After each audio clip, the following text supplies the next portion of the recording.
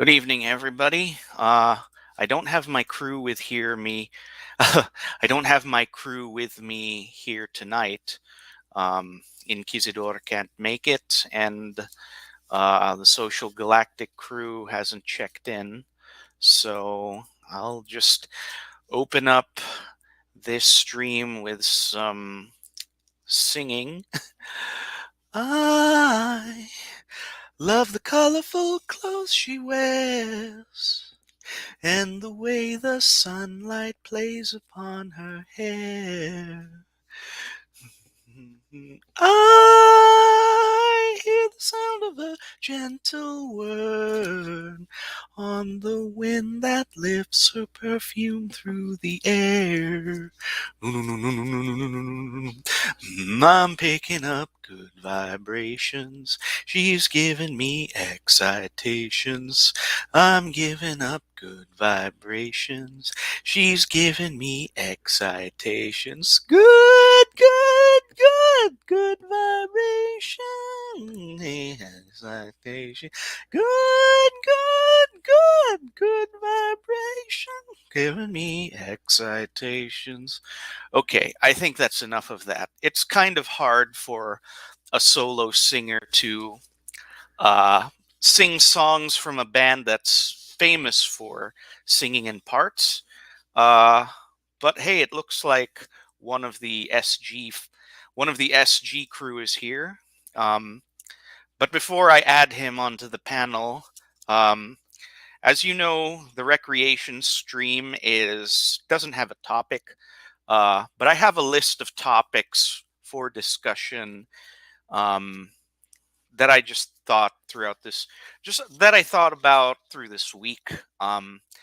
And the thing that I want to avoid as a streamer is I think a lot of content creators fall into the trap that eventually they all talk about the same thing, maybe expressed in different ways, but they keep uh, talking about the same thing. So um, I see you, Jose Miguel. The thing is, uh, I I'm trying to avoid talking about Hispanista stuff, but um, well, actually, I'll just add you on right now. There we go. Hello, Howdy. howdy. Yeah. So, what's up, Jose Miguel? How's the wife and kid? They're doing fantastic. I was helping them out. That's why I was a little bit late. Uh Yeah, huh. we can avoid the Eastmanismo stuff for this stream. We Yeah, can yeah, yeah, diversify. yeah, yeah. Diversify. I mean, I designed the stream to be more gringo friendly, and yet we don't. I mean, I think Eugenius is the only one who is our token gringo. But if you're listening, Eugenius, this is we're not trying to throw shade on you. And besides, I think again, if you're listening, Eugenius, the thing that separates you from the majority of the gringo mindset is the fact that you're Catholic and that you have a lot of kids. So that kind of that kind of blunts the damage that a Anglo bourgeois mindset could possibly do to you. Yeah, so here's the list of topics that I have. Um, the first is suffering, the benefits of it. And now that a lot of us are undergoing sufferings of various and sundry sort um, on account of current events, um, how it can help us in our spiritual development and just in general. Give me a second because I'm just gonna go on Twitter and tell people that we're live. Hang on. Da, da, da, da, da.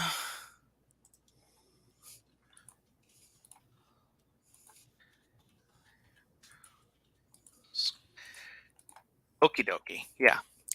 The other topic that I had in mind was Hegelianism slash do not veer too far to the right or to the left. The next topic, Black History Month slash why or how racial dynamics deteriorated in this country circa, I'd say, at the end of the presidency of Bush 2. Uh, the next topic, two conflicting views of ultimate reality. The next one is the importance of motivation. Doing the good thing for the wrong reason ultimately leads to bad things. Um, Another topic, entertainment has been intolerable since 2020. And finally, importing a bourgeoisie means this nightmare will never end. And if you have any topics that you would like to discuss, Jose, then we can talk about those too. Well, one thing that relates to Black History Month, I actually got to post a little bit about it on SG, but I was looking into the some of the cathedrals that have been dug up by some Polish Catholic archaeologists in the Sudan in what was formerly the Christian Nubian kingdoms. Mm-hmm. Like there are three of them, and like Makassar alone was the same land wise the same size as France and Spain. And so he was digging up these huge, foundations, etc., of these giant cathedrals all over the place, all over the desert, in places that are now desert but weren't desert, 1,000 years ago. Mm-hmm. And what I just found so interesting about it is, those Christian Nubian kingdoms held back Islam for about 800 years before they finally crumbled. So just the idea of, and these are people that dated pre-schism. So the idea that we have brothers in Christ whose nations were essentially wiped out and gone, but were around for a millennia. Those will be cool people to meet in the next life.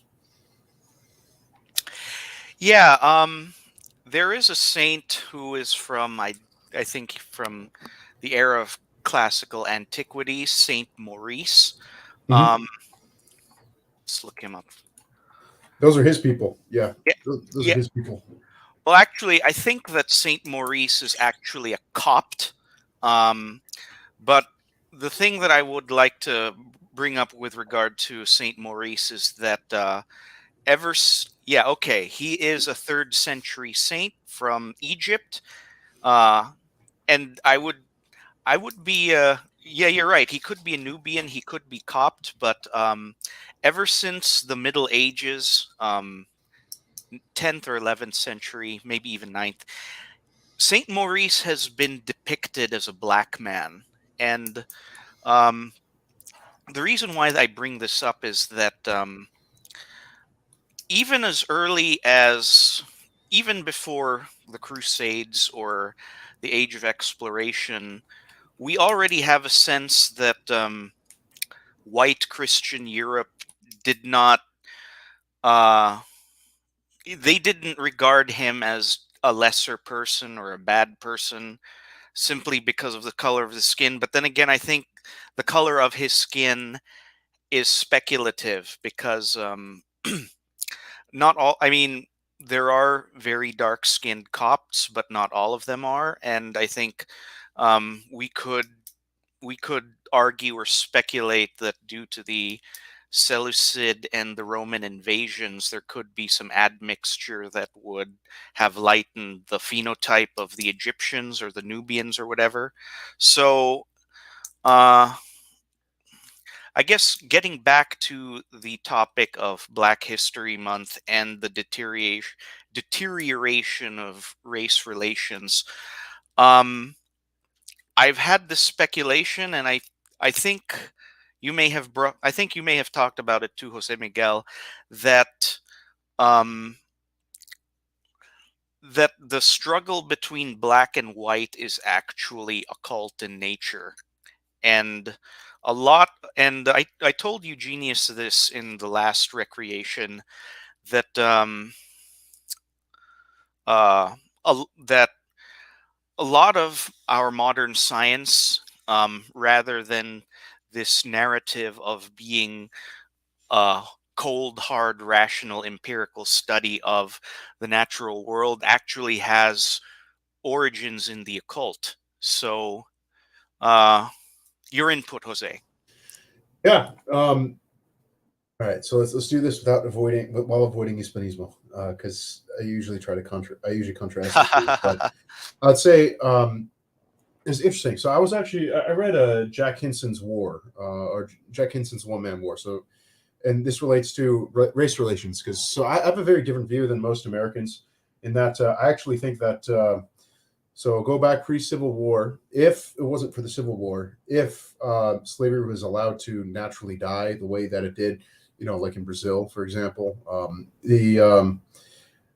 there actually would have been like a ethnogenesis within the South that would have incorporated the African and the Scotch Irish and the Cavalier Anglo-Saxon roots. And when I was researching into Jack Hinson, it's a really fascinating story. So Jack Hinson himself, so he was a slave owner, but he was also a moderate abolitionist. He was pro-union. He was anti-secession. So in West Tennessee, and what's the region that was called the land between the rivers. Really fascinating tale. Like there was actually already, but by the time of the Civil War, there was already a town called Hinsonstown there, which existed until FDR destroyed it, which was a town made up of freed slaves, freed blacks. Some were freed slaves, some who were children of freed slaves. Almost all of them freed through Hinson's efforts. So very interesting character, and it's really fascinating because. So yeah, and he was a personal friend to Ulysses S. Grant. So you have this man of Scotch-Irish heritage whose grandfather fought in the American Revolution, moved out to Tennessee, set up a homestead farm out there. Jack Hinson's father was very prosperous business guy. So was he. They ran their plantation real well, so it just kept growing. They actually had this really cool method that I was really fascinated by because engineering background. But they actually had a bunch of springs on their plantation, and they actually the water was cold enough, and they channeled it in a way so that way they would have it's not really a fridge, but they had a cellar that would be super cold relative to a southern summer, and then you'd use that to preserve tons of stuff. So just really, I got really into the details with this research, but. So anyway, long story short, you have the Union campaign. Ulysses S. Grant is coming through the Tennessee. His goal is to take over the Mississippi River to cut the Confederacy in half, and he ends up winning the fight there. Near where Jack Hinson lived. Jack Hinson was actually the guy who delivered the news that the Confederacy was willing to do to give an unconditional surrender, which is where Ulysses S. Grant got his nickname, Unconditional Surrender Grant. So he was there at all the critical points of that battle as an observer.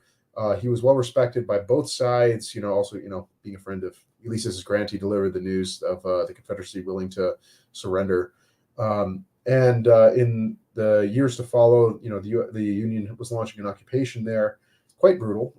Apparently, America. This is where I discovered America's strategy of winning hearts and minds goes back a long time, even with their own people, where they concluded that apparently the Union Army occupying that part of Tennessee and other parts of Confederacy concluded the best way to win hearts and minds was to rape, pillage, and murder. And that was so effective. They were surprised that people disliked them more and rebellion increased. It got to so bad at a certain point that you had Union troops who started just randomly killing people, and in that process. There was one captain who took two of Hinson's sons, and he had 8 children, if I remember off the top of my head. But yeah, 2 of his sons, one whose name was George, and proceeded to torture them, then tie them to the back of their horses, drag them through the town of Dover, and then saw their heads in front of everybody, and then deliver their heads to Hinson's plantation door and literally drop the heads off on the front porch. Where in front of Jack Hinson, his wife, and his other children. So this is how the Union Army treated those who were pro-Union, anti-secession, and also anti-slavery, interestingly enough. So I know his oldest son, Robert Hinson, started a guerrilla campaign. One of his other sons joined up with the Confederate Army at this point. And then Robert Hinson himself, he built a special 50 cal Kentucky long rifle, which could possibly be considered one of the first modern purpose-designed sniper rifles. He designed a rifle which, with iron sights, would hit bullseyes in excess of 1,000 yards. He himself would win shooting competitions with that rifle at 1,100 yards. Anyway, so he had a bunch of planning, scouting. So he did, essentially the old justice of the Old West, to avenge his two sons. So he did plan on killing only the men who had killed his two sons. He did successfully snipe the captain who had ordered his son's death and torture, as well as one of the soldiers who was actually the main torturer. Anyway, he was going to hang up the rifle, etc. But in their desperation to win hearts and minds and stop the constant guerrilla warfare, the Union Army concluded they essentially put an order to execute anyone who was related to anyone suspected of being a guerrilla. So, of course, his son George and his other son their names had been put in as guerrillas. So even though they're both dead and neither of them were guerrillas at the time, they put out a kill order for Jack Hinson, his wife, and all his children, etc. So the doctor of Dover warned him ahead of time, so he got away. He only lost 2 children in rescuing and saving his family. So at this point, he's down 4 kids. And he then started to launch a one-man war, going on a sniping spree, where you either had like a whole division of the Union Army trying to track him down at one point, and he essentially shut down all Union traffic on the Tennessee River. Just one guy with a sniper rifle, and frankly, fighting the way the South should have fought if they wanted to win that war. The South was not willing to use guerrilla warfare. Guerrilla warfare was the only way they'd have any hope at victory against the North, and it could have been quite effective given how effective Jack Hinson was compared to the entire Confederate army that was there previously that lost. A whole lot of details there. I'm not going to go into it now. But what's fascinating is, so you got this Scotch-Irish Southerner running around sniping Union troops who wanted to kill his family, and he was being harbored and protected by freed slaves, some slaves that he had freed, and as well as other free blacks, and even had free blacks supplying him with ammunition. So essentially, you have a guy who was a Unionist, anti-slavery dude, sniping Union troops, Union officers, using bullets that were made by freed African slaves. There's no more level of irony you can get in terms of the standard narrative that is given for the American Civil War and what was happening in Western Tennessee. And so, yeah, one of the ironies of just the thing about narratives is that they crush and flatten stories into simple little details. And you never hear about, you never hear about blacks fighting for the South because, well, that was a rare enough thing that. It could be rounding error, the fact that these things happen at all. But one of some interesting historical detail that I learned a little while back is that there's some Russian old believers that were so isolated from the rest of Russian society that they lived through the first half of the 20th century and didn't even know that World War II happened. Yep. So the funny thing about Russia is that it's so gigantic that even to this day, it's literally impossible for any authority to try to take control of the whole thing. But but yeah, what I was getting at is how, given that the relationship that I could see between Jack Hinson's family, like the Hinson clan, the slaves that they did have, the slaves that they had freed, the free black community that built up alongside the Hinson clan and even named their town after the Hinsons. You can already see in 1840s, 1850s, you can start seeing the formation, like the beginnings of ethnogenesis, the beginnings of an ethnos that would have incorporated both. And just looking like that microcosm of that area and that story, that's what I see forming there, and that's what the U.S. Civil War interrupted and prevented from forming. So in terms of the start of race relations, with the Civil War, with the Reconstruction era that came after, and then on top of that, Jim Crow right after that, and Jim Crow was something that was invented in the North and brought to the South, that essentially killed an ethnogenesis of happening between the European and African roots that existed in the United States, and Yeah. that is the part of the antagonism that started building up between the two races that didn't have to be. That's what I'm getting at. Yeah. I remember sitting in one of Klaus's Asados that uh, this was that one that involved that libertarian professor who was based in Jamaica. He brought up the fact that in Barbados, the whites and the blacks eventually got along and peacefully coexisted. Although I don't think that they miscegenated. Simply because when you're an island and there's limited resources and limited transit, you have to if you don't want to have total slaughter, you have to affect some sort of modus vivendi. So Mhm. the way that that happened was that the African Barbadosans, I believe that that's what the Bajans are. What they did was that they appropriated British culture and British manners, and that's how they had some sort of peace. Um, they just copied the culture that they felt was superior.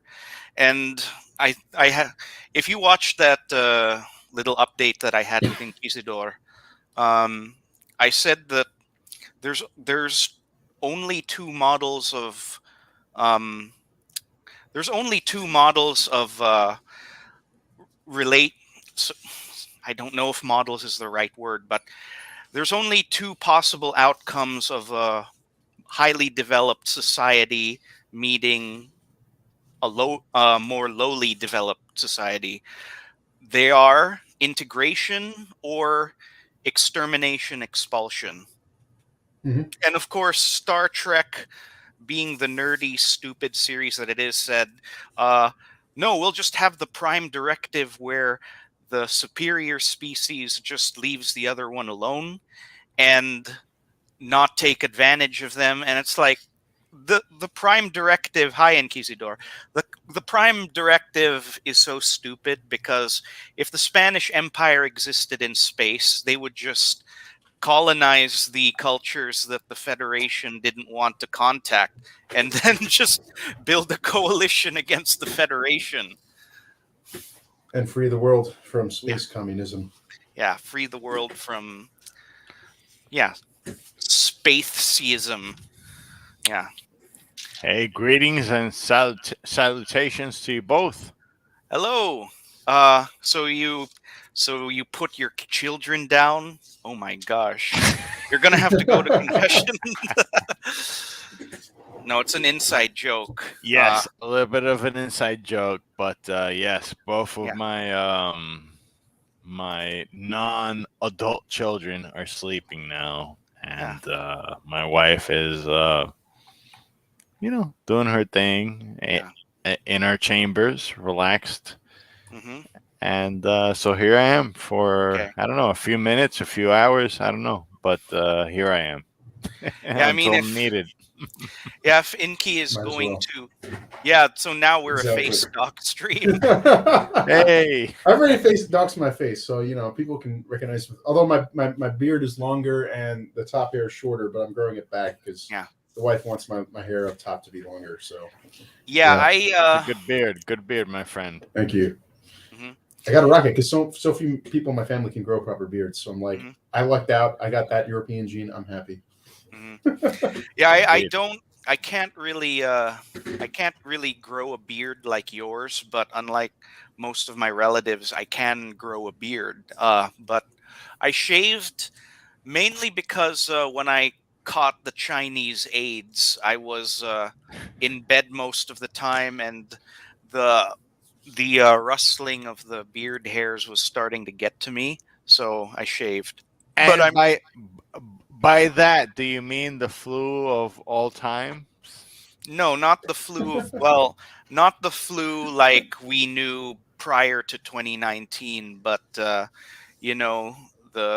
Cootie virus, the coof, The the new food. Yeah. Yes.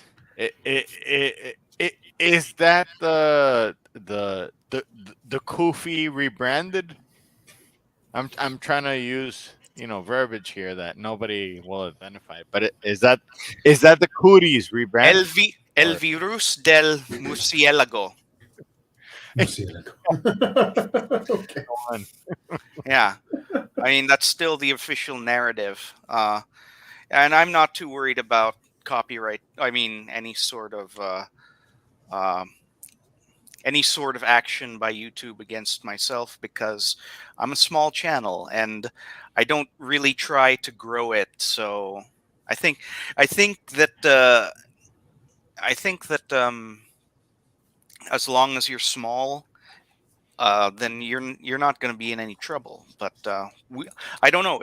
They could come to me, and in that case, then I'll just move to D Live, or I don't know if StreamYard can broadcast a BitChute. I don't think they can.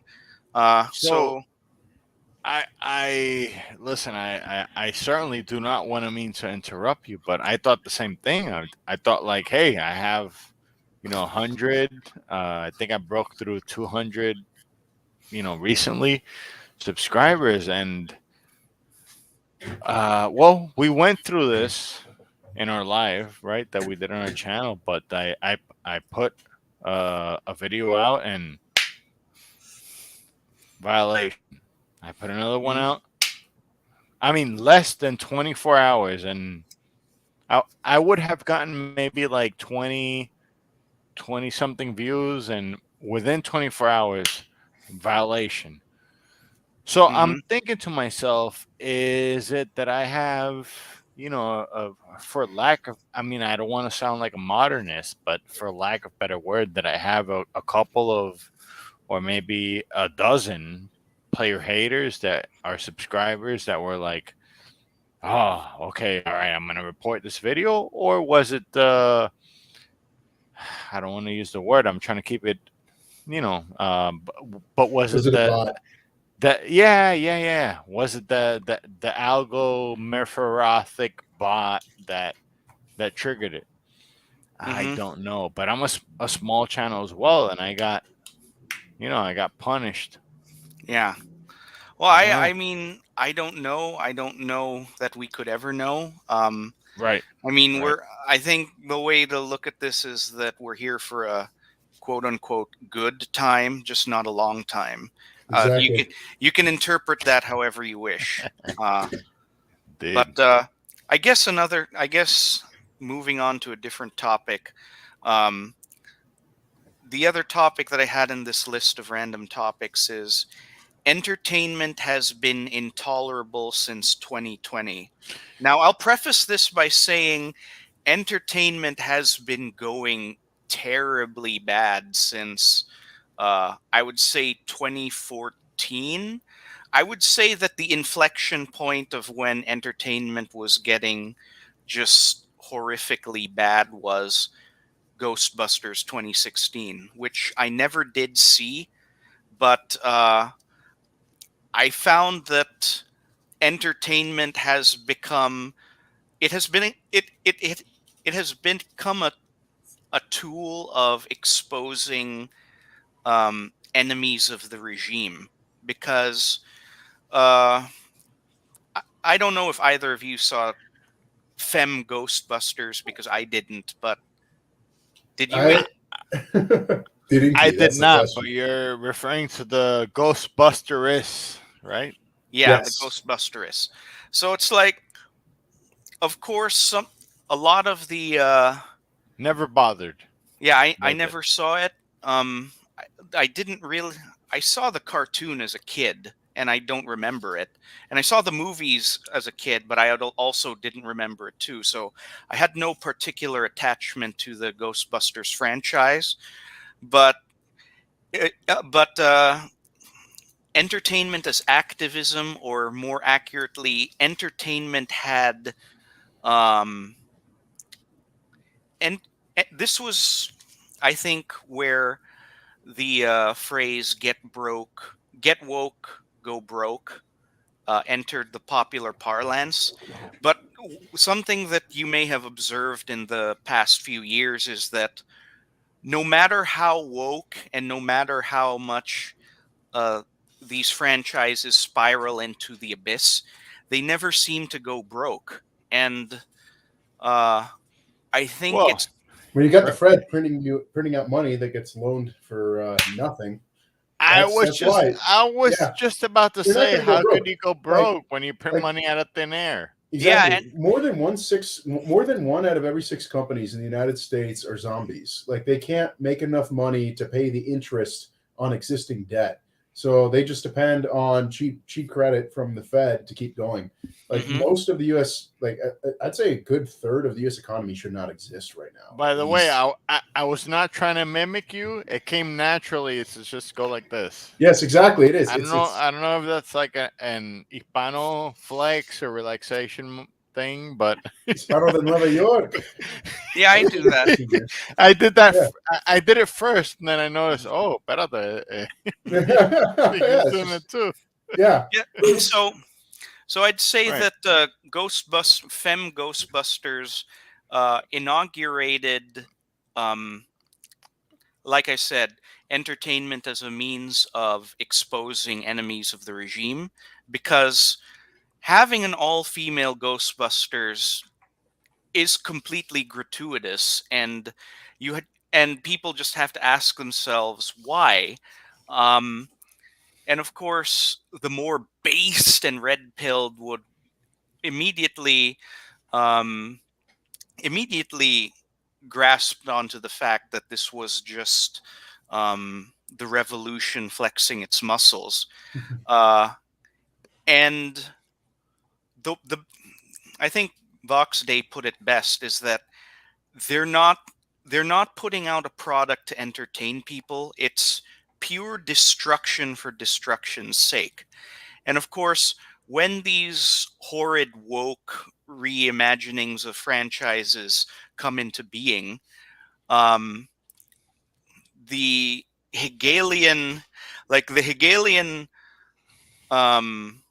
progression of it is that you have this thesis, which is basically an inverted or basically deliberately uglified entry in a well-beloved franchise.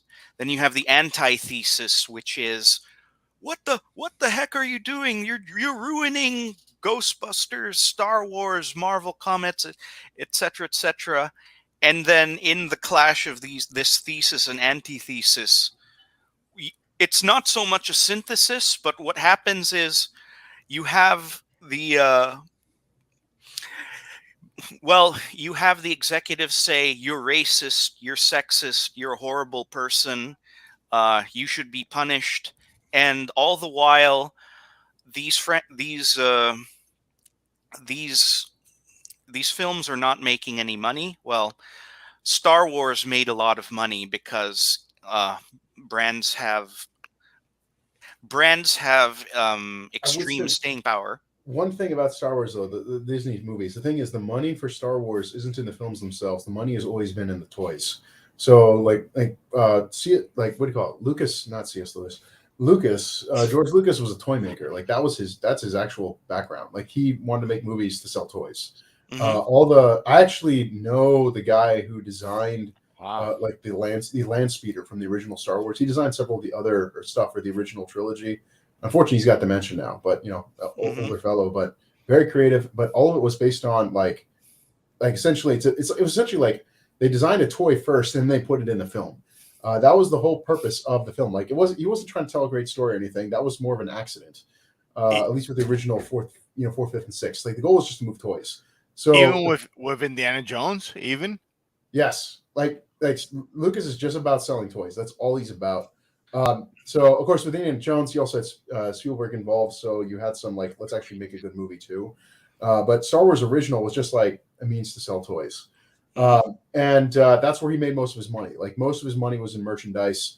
He really took to heart merchandising. Like he didn't really. That's why, he was just doing whatever for the prequel trilogy because it was just an opportunity to sell more merchandise, which is where the money was, and that made a ton of money in merchandise. he was a merchant at heart. Yes, no, he is. Ah, He is. He's a merchant who just was very creative at making stuff. But Yeah. the thing no. with the price that Disney paid for the Star Wars franchise, they were also expecting to make the killer on toy sales, which Star Wars has always made, and that's where they lost money. So, like, yeah, the films did bring in a significant amount of money in ticket sales, but the toys did not move. The toys for the new characters simply did not move. They lost a lot of money. That actually played a role in why Toys R Us was already going to go bankrupt. But that actually played a role in why they went bankrupt, because part of it was they had a bunch of inventory that they had already paid for that did not move. So Yeah, I would also say that a part of the reason why Toys R Us was going bankrupt was that they supported and funded these entities that were pro-abortion. So it's like you're that also killing doesn't help. you're killing your future market. Although the real Yep, market for Toys R Us is always the parents or correct. those adults who never grow up. Yep, And in fact, which this is where is the a real money is. yeah. Like you look at Magic the Gathering cards going for 50 grand. Like I understand the concept of collectibles and stuff, but there's a certain Mm, point when you're looking at toys. Toys are being primarily made for adults. That's just the reality. Like I know so many guys my age who collect like tons of toys and stuff. And me, it's like I just want a bucket of Legos for my kid to play with, and then I'll play with them. mhm. I wouldn't get what do you call? I'm not going to get like a Star Wars Lego set for just me. Like that's just not something I'm going to do. Yeah, yeah. And I'm not even going to get a Star Wars Lego set for my son. I'm just going to get like a bucket of Legos. We're actually going to work stuff from scratch. Like, my fondest memory as a kid, my dad was a very huge Anglophile. So obviously, a project that we had when I was 8 years old was making a to scale replica of the Mayflower out of Lego, which Wow. I really enjoyed. And I really enjoyed like making that with him, etc. And I still remember one of my 5-year-old brothers destroying it. So which Yeah. but it was a fun project, and I'm going to do the same thing with my son, except it's not going to be the Mayflower. We're going to do the Santa Ana. When I was a kid, I had trouble. I always preferred to make Lego sets according to the instructions because I guess I just didn't have that much of an imagination. I mean, the only thing that I would build that was relatively freeform was just a castle wall or a barricade for an imaginary war. But my very favorite sort of Legos when I was old enough to play with them, of course, was the Technic, which Yes. is, I mean, that was just so captivating because it shows you the very basics of mechanics. Yep. Um, like you could build cars that have rack and pinion steering, and of course, I also adored the Lego Technics, basically the Technics version of a Lego guy because they had fully articulated shoulders and Mhm. elbows, but um, they didn't have hip mobility, which I always thought was kind of irritating. Yeah, Yeah. so for me to just keep it simple and share a little bit was, I guess, when I was in my single digits, I was pretty mindless. It was more like Silverhawks, Thundercats, Hmm. Legos for sure. And then it was into my teenage years, then I discovered Advanced Dungeons and Dragons Second Edition. There you go. Oh, Yeah, and that was kind of like the, if you will, like the level into teenagehood from, you know, I don't know what the word is, tweenagehood, or Sure. something that comes before hmm, teenage. But it was finally a game that involved mathematics and like a D4, a D6, a D20 dice, and hmm, open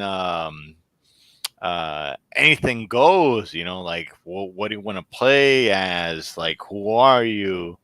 hmm. So it was Advanced Dungeons and Dragons that really I I guess never. did it for me when I was a teenager. Mhm. Although I had, obviously I haven't dabbled in that in many years, but it still has a place in my heart. Although, Mhm. if I were to play nowadays, I'd probably play it as a lawful good cleric of our Lord Jesus Christ.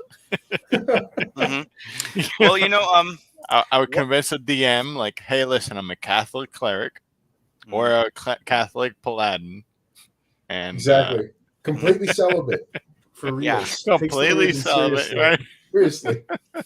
yeah. One of my mutuals on Twitter is his at is I'm just gonna write it down in the comments. Uh,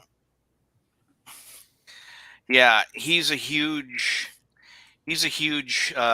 Dungeons and Dragons nerd. He's a first edition guy. Um, you know, I never Oh, got first, yeah, into. I first never got edition. in. Yeah. The No, closest I go ahead. got into the closest I got into Dungeons and Dragons was it was a board game that was based on Dungeons and Dragons called Dragon Strike. It was pretty simple. It didn't have quite as uh, intricate a rule set as Dungeons and Dragons did, but yeah, I was like what 7 or 8 years old when my cousin introduced it to me. But what it really did was it got me into video game RPGs, which I really did get into. Um, I think one of the things that really alienated me as a kid when I was growing up was that I was a Sega kid rather than a Super Nintendo kid. So I was playing Ooh, I was yes. playing I was playing Fantasy Star, and all the other kids were playing Secret of Zelda, Secret of Mana Secret of Mana. Yeah, or yeah. Final Fantasy. And I think Oh man. it was Wait. So this is the Does fun this part. mean that you never played Final Fantasy 3 as we know it in the U.S. no, I or never Chrono did. Trigger? I never did. I never No, Chrono wait, hold on. Trigger. I'm going SNES. Yeah. You're still talking NES versus Sega Master System, right? No, I'm talking SNES versus Genesis. Okay, all right. So you're playing Fantasy Star, which means you missed out on Final Fantasy 3 and Chrono Trigger, Yeah. and you're playing Fantasy Star, Yeah. And which all right, it is what it is, but yeah, you were in the minority. yeah, yeah. I was Yeah, also for playing sure. I was also playing Shining Force, which was a Shining strategy, Force. Yes, Shining which, Force. Yeah, of course. which is like uh You I see, didn't I had both. I was spoiled. I had mm, both, but uh-huh. go ahead. Go ahead. Yeah. Well, I yeah, I think when I first got on the internet, which was like 94, 95, the thing that I would really get obsessed with was just finding communities around Fantasy Star and Shining Force, those legendary uh, Genesis JRPGs. Sure. Uh, Let so I me mean, it stop was you there and be a little bit corny. But do you remember that commercial that used to go something like Genesis does? Nintendo can't do anything. Genesis does. I think Genesis does. Genesis does. Genesis does. Do you remember that one? We've turned into an inky singing stream. That's what this has I become. think that I think that was before I even went to America. So no, Oh, okay. Yeah, yeah. So that would have been like maybe 88, yeah, maybe. that was no. I was still in the Philippines at that time, and I was I'll the fall only back. I'll fall back. Go ahead. Do your thing. I I was the only kid in the neighborhood that had a Nintendo Entertainment System. But then I looked back and I realized that all the other kids, well, they were all rich kids who did have video games. They had Famicoms. Possibly they were bootleg Famicoms, but Famicom is just the Japanese version of the NES. I get it. Because Yep. because even though it looked like a different system, we were playing the same games. But Hmm. what made me different was that I had to have a transformer to play my video game system because of the difference in the voltage. So I remember a friend of mine in Puerto Rico that had a converter that used to go over his SNES so that he could play Super Street Fighter 2 Turbo from Mm-hmm. the Famicom before it was introduced into the SNES. So, Nice. Mm-hmm. yeah. Yeah, I see that we have some more watchers, more viewers. So if you're listening, please leave a comment. I just Please want to do. see. Please do. Yeah. I was Yeah. I was too poor to have what do you call it, game console systems. So, but what I did end up doing was when I was 8 years. Let's see, I'm gonna date myself. So like 99, 2000. I started recycling old computer parts from the old computers from the church I grew up in. Started putting those together, and that's how I got my first working machine. And the games that I played were Age of Empires 2, Railroad Tycoon Mm. 2. That's like Railroad Tycoon 2, Age of Empires 2, the original Tropico, which I loved. You know, so Señor Presidente, your exactly, people, they need blah, blah, blah, blah, blah. exactly. Like Hey, that, it was just so good, so good. Ay, ay, you always got to build your own computer. exactly, Yeah. And I exactly. mean, the graphics cards are still ridiculous. I It's not mean, ridiculously expensive. I'm running a GTX 980, but you know, I only play like Factorio right now and Europe Universalis with friends, so it's like mhm.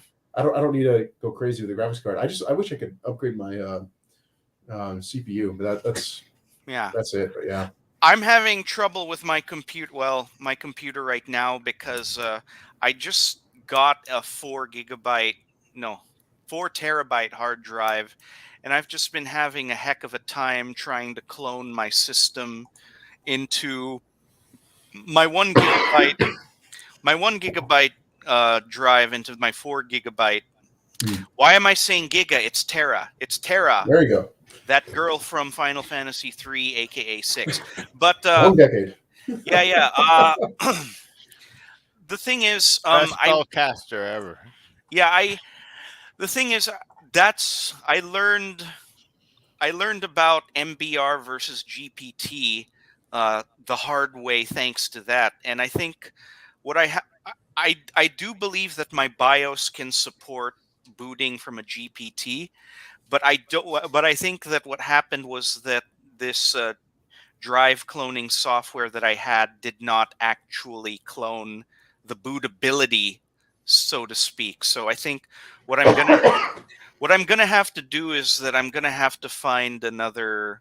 I'm gonna have to, because I'm a victim of what's called Windows 10 rape.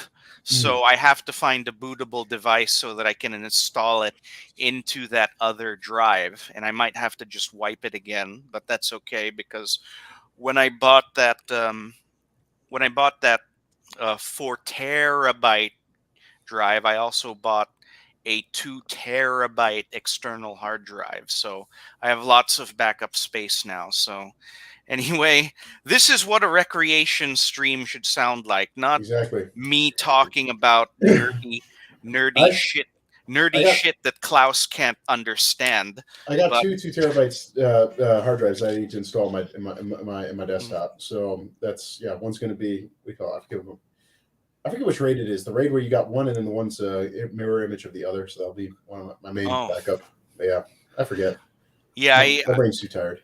I used to have a RAID, and because it's such a headache trying to recover data, and Mhm. because it's hard to, and yeah, I just don't mess with RAIDs anymore because Okay. I just don't understand how to do it, and I just don't want to do it. Well, listen, in your defense, you're trained in the sciences of biology and chemistry or microbiology. Hey, Hmm. come on, man! You're not a computer You're not scientist. going to You're be the not data a engineer. Yeah, yeah, yeah, yeah. exactly. And yeah, exactly. You're not a a computer engineer or so. Hmm. Hey, Well, eh, the thing, we're all the thing, equals here. yeah, the thing. Unless I don't know if Jose Miguel is a computer scientist or I'm a data engineer, engineer, but so I'm pretty close to it. Yeah, wait, say again. I'm a data engineer, so pretty close to it. Whoa, Yeah. okay. All right, so he's Dude, no, this is the crazy he's part. our This is the our only, temporal master in the arts of there we go. This is the only thing I'm going to say that relates yeah. at all to Hispanicity, like since we're trying to avoid that topic for this stream. But what I think is crazy is this is for the first time in my life, the team that I'm working with right now, like the tech team is actually half Hispanic. And I've never been in that environment before because I'm used to being like either the only one or maybe one other guy. But now it's like half Hispanic. And I just done the math and it's like because of Texas, just the fact of the shift in demographics here, essentially, you know, if you're looking for young talent, companies are going to have to look at, you know, Hispanos that are among them. But yeah, it's interesting. It's a very different work environment than all the other, what do you call it? Every other tech team that I've been a part of. So, Well, Jose Miguel, to just add to silliness in chat if there's nothing serious going on. I'll say this, man. When I was a teenager, I remember encountering a site called GeoCities. Do you remember that? Do you remember that no. GeoCities? Yeah, well, I don't know. I remember GeoCities. Yes. I had a website that was set up by one of those free website making. I'm not sure if it was GeoCities. I'm not sure if it even exists anymore. Because who would host all of this? Yeah. This really amateur content on their own metal. But Yeah, of I course, mean, of course. I Googled myself a couple weeks ago, and just to see if there's anything objectionable in my social media or internet footprint, and most of it is okay. But the thing was, I have this really cringe profile photo, and the reason why I say it's cringe is because it's me from the chest up, and I'm not wearing a shirt. And the thing is, it might give people. I was wearing a bottom when I took that picture, but it gives people the impression As that a I'm male, naked. that's all we require you to do. Yeah, exactly. Yeah. So, uh, and I mean, but if you found that picture, it's like more photo evidence that I don't physically age. Other than, well, I think the thing that's aged, the part of me that's aged the most is my hairline because it's disappearing. It happens to all of us, man. So We'll see. the joke is like I have a drive-through, right? Mhm. Like Mm-hmm. you come through over here, you order your meal, then you go around, and then here you pick up, and then you go. Yeah. Or Yeah. it's also comically known in Puerto Rico, right? And in particular with guys that are a little bit more modern and they like to have like those hard shaped lines, it's Mm-hmm. it's called the Batman. Yeah. Uh-huh. Because it's like like Yeah, I got yeah, family Yeah. who the does that. Batman. You Yeah. have the Batman. I have to shape you up with the Batman. If they use the Mhm. electrical machine, it's called the Yeah. Batman. But Yeah. yeah, continue. Go ahead. Okay. Yeah. What were we talking about? Because GeoCities. yeah, So many those. joyful things. I've lost Hmm. count. Yeah, I mean, this is going to. I'm sure every one of us here, maybe not you, Jose Miguel, but everyone, or at least Inky and I, can remember a time when there were search engines besides Google. There Oh, was like Dogpile. Lycos. Lycos, Alta Vista, Ask Jeeves. Ask Jeeves. I remember Ask Jeeves. Altavista, yes. Yeah. Ask Jeeves. Yeah, of course, of course. Yahoo, of course. And Mhm. of course, the reason why Google beat all of them was just, well, it was the fastest, and it had the most search results because uh, this was a time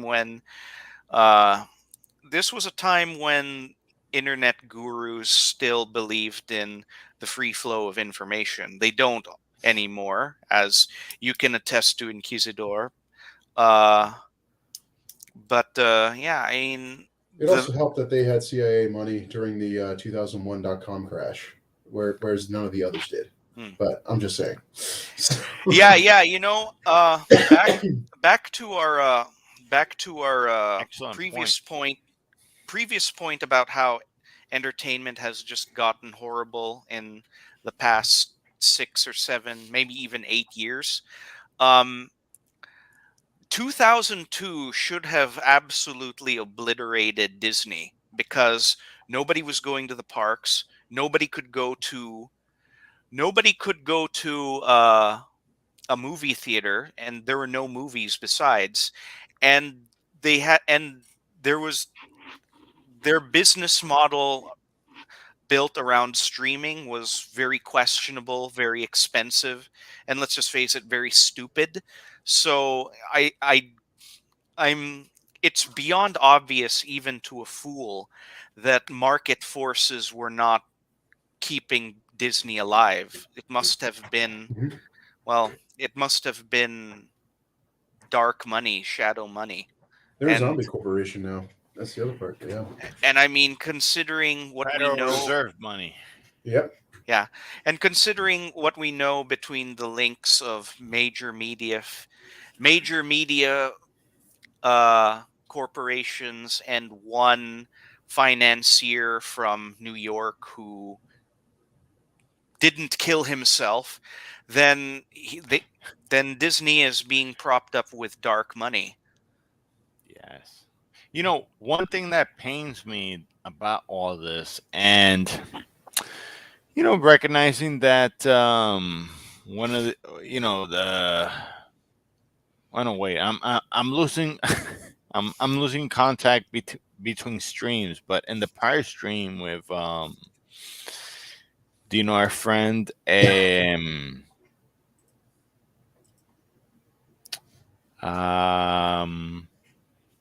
what's his name at the Dominican guy at the I can't believe Henry? I'm Braveheart.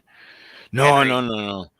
Not Macho? one of our not one of our very own, but close to it. And I actually, at this point, I feel embarrassed because I'm Fighter. You familiar a little bit Yeah, with yeah. Fighter? I'm familiar with Fighter. Okay, so in Fighter, we were referring to them as Keeblers. For some reason, Fighter came up with this the moniker Keebler instead of like Small Hat or something else. Hmm. But Red Sea pedestrian tractor. yeah. Oh, Red Sea Pedestrians is the classic Bishop Uh-huh. Williamson definition. Yes. Yeah.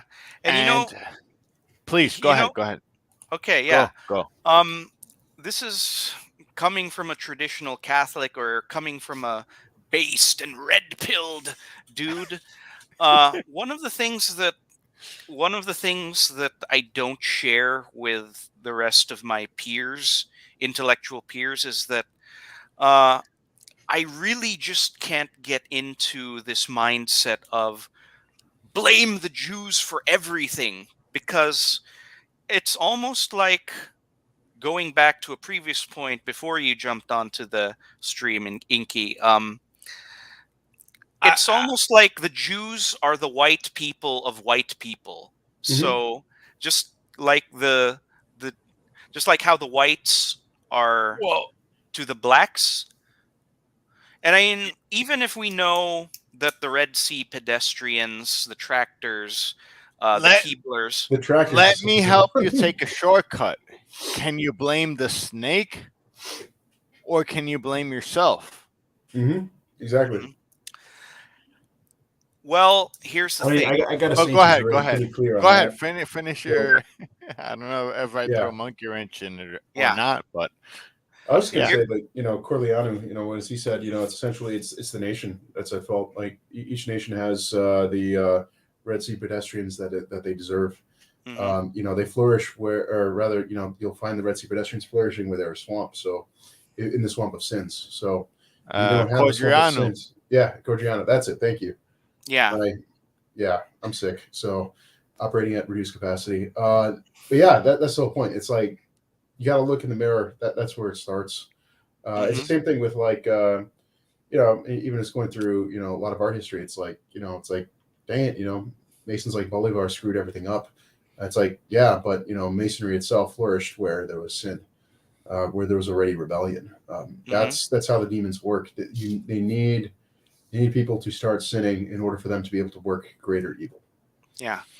Well, I'm going to bring up something that Jose and I got into a disputation with on our private social network, was that I brought up the fact that Hold genetics. on.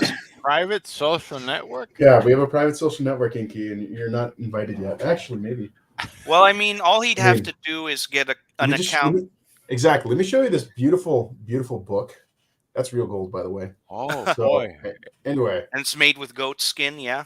I do not have the goat skin. Sadly, I'm not Okay. wealthy yet. I got cow skins, but I will do the goat skins if I make. It looks like the head city of data God, engineering. but is the city of God? No. This one's a fictional work. It's Soma Helvetica, which is Mm. part of the Arts and Dark of Lights series. It's a fantasy book, but I do have the Divine Comedy, which is with the same level of quality downstairs. I have a couple Man. other books too. Yeah, but- so I mean, Inky, the easiest way that you could get an account at this private social network is go to unauthorized.tv Yep. and just sign up for the cheapest membership. That rings a bell. Mhm. Is that on unauthorized.tv? That rings a bing bing bing bing bing bing bell. Hold on, I'm thinking of Bears. Yes. Yeah. Bears. Owen. They're there. For Yeah. some reason, I'm thinking of Bears. Yeah. Owen Benjamin. Inky Bear. Am I thinking of Inky Bear? Mhm. And I'm also thinking about Owen Benjamin. Right. You know- But yes, but more so than that, I remember asking this other guy in that network. You don't sound Catholic, yet you don't sound Orthodox, but you don't sound Protestant. What is it? And he gave me this really neat answer. But I don't know. I think he got eliminated from YouTube a while back. Shaved head, glasses, dark soul or dark something, dark knight, Dark Lord. Dark Lord. Yes. Yeah, that's Vox. It's Vox Day. Foxy. Yes. He's, So am I on the right Welcome. track? Yeah. Welcome to the dark stream. Fox Exactly. Day. Yes. Foxday.net. What happened? Nets. He got showed. Yeah. He got Yeah. showed, didn't he? Because I You got He some got you. boomer patrol tonight. Yeah. Taking care of boomer. Yeah. boomers. All right. Um. okay. Poor guy. there was. He got showed. No. Yeah. I mean, I haven't heard from. I mean, it's like his channel and his feed disappeared.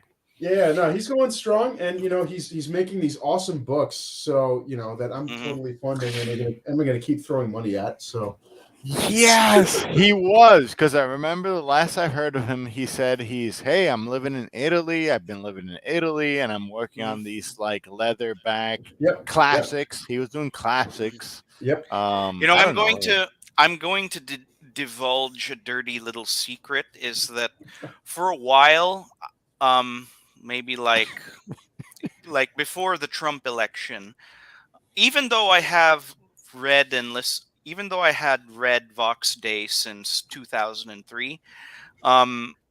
I didn't like the direction that he was going in the middle of the last decade, because he was growing increasingly racist.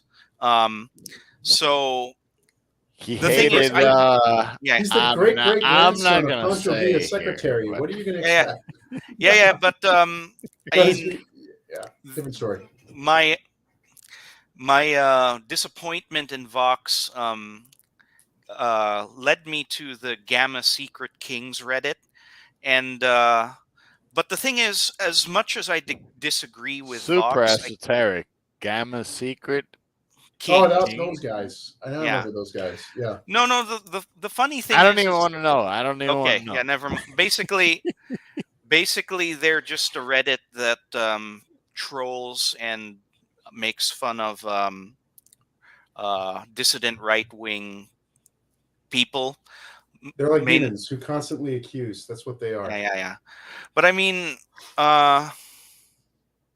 actually, I'm gonna try to get back to this point that this disputation that Jose Miguel and I had with some of the more Wignatty, although not necessarily totally racist guys, is that I made a thread that said that genetics is the secular materialist version of original sin that has no possibility of um, regeneration or reparation Redemption. through the Yeah. action of supernatural grace.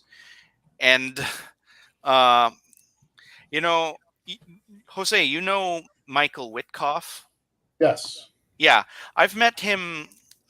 He used to live in San Diego County, and I met him in a couple of rallies. And the thing that is the thing that always strikes me about whenever he says something on Gab is that there will always be a handful of people that are accusing him of because he's a Jew or an ethnic Jew, he's a subverter, he's a subversive, he's insert kooky thing right here, and it's like once again this once again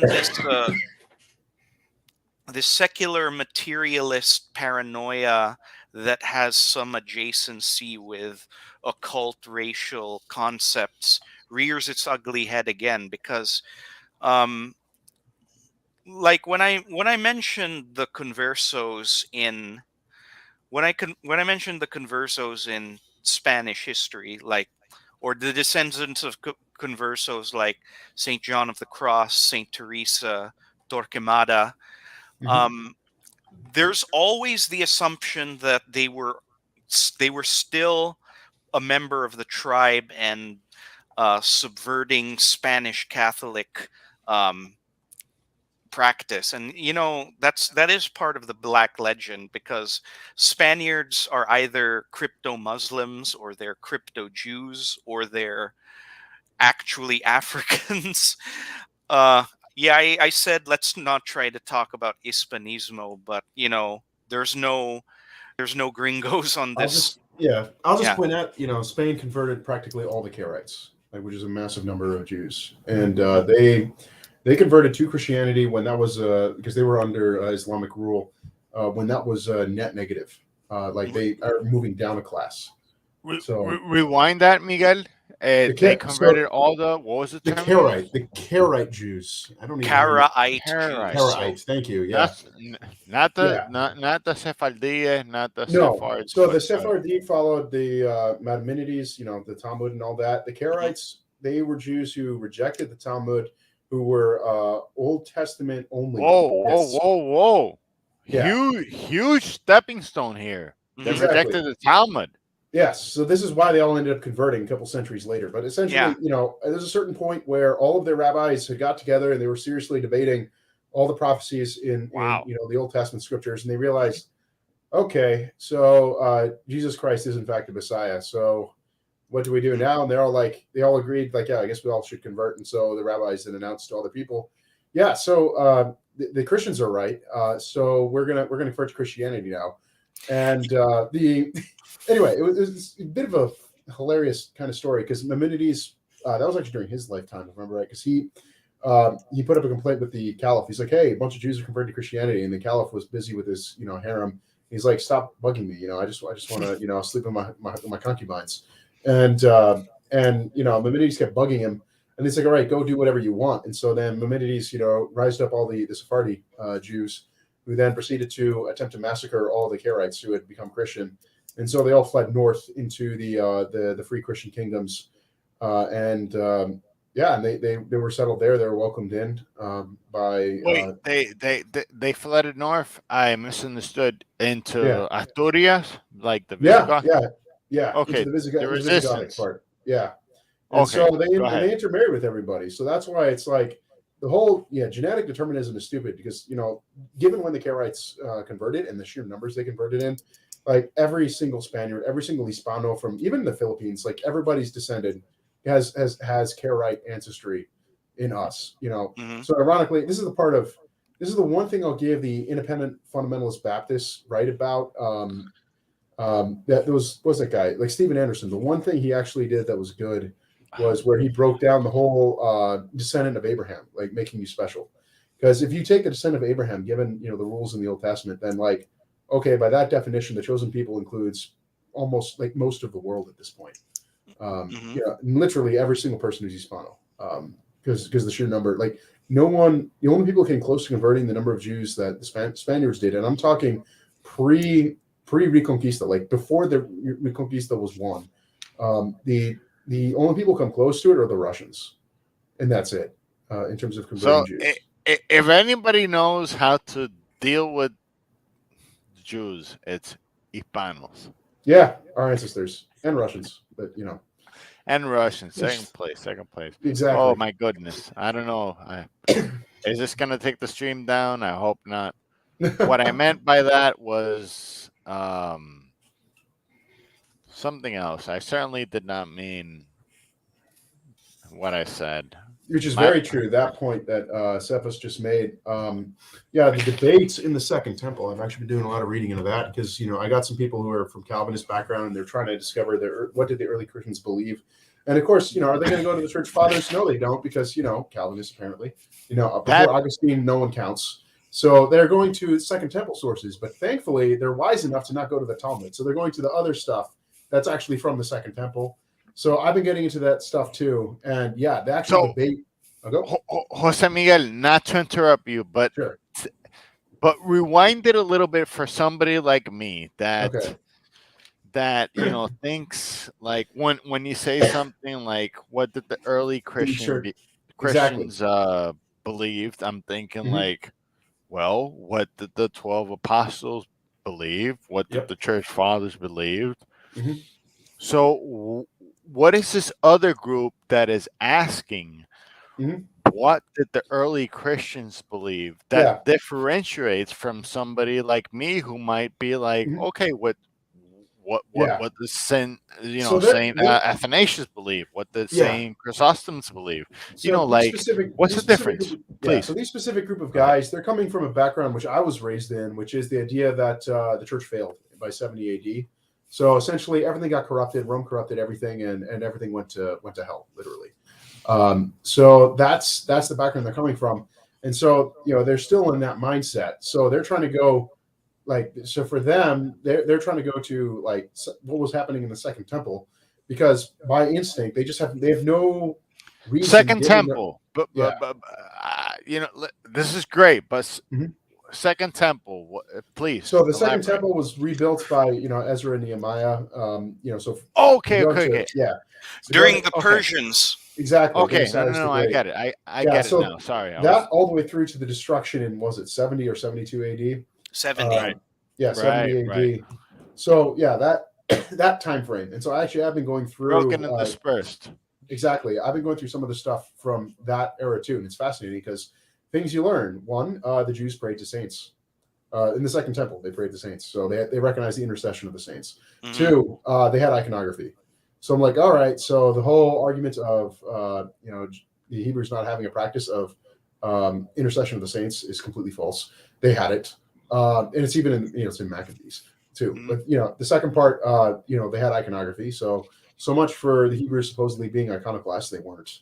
And then the other thing I found out, which is surprising too, is the concept of monotheism didn't exist. The debate at the time was whether there were two or three persons in that were divine, that the divine nature existed in, or that possessed the divine nature. And the reason is because in the Old Testament you have multiple parts where you have God who is unapproachable, invisible, beyond beyond us, and then you have an angel of the Lord called the angel of the Lord, who is worshipped as God, who's literally in the in the Hebrew scriptures and in the Greek scriptures is given latria in the Greek. I forget what the word is in Hebrew, but given worshipped as God, receives sacrifices like the angel of the Lord who appeared to Samson's parents. They gave him a sacrifice and he accepted it. And there's a very clear differentiation where an archangel like Michael or Tobit, they would refuse any kind of worship. They would refuse any kind of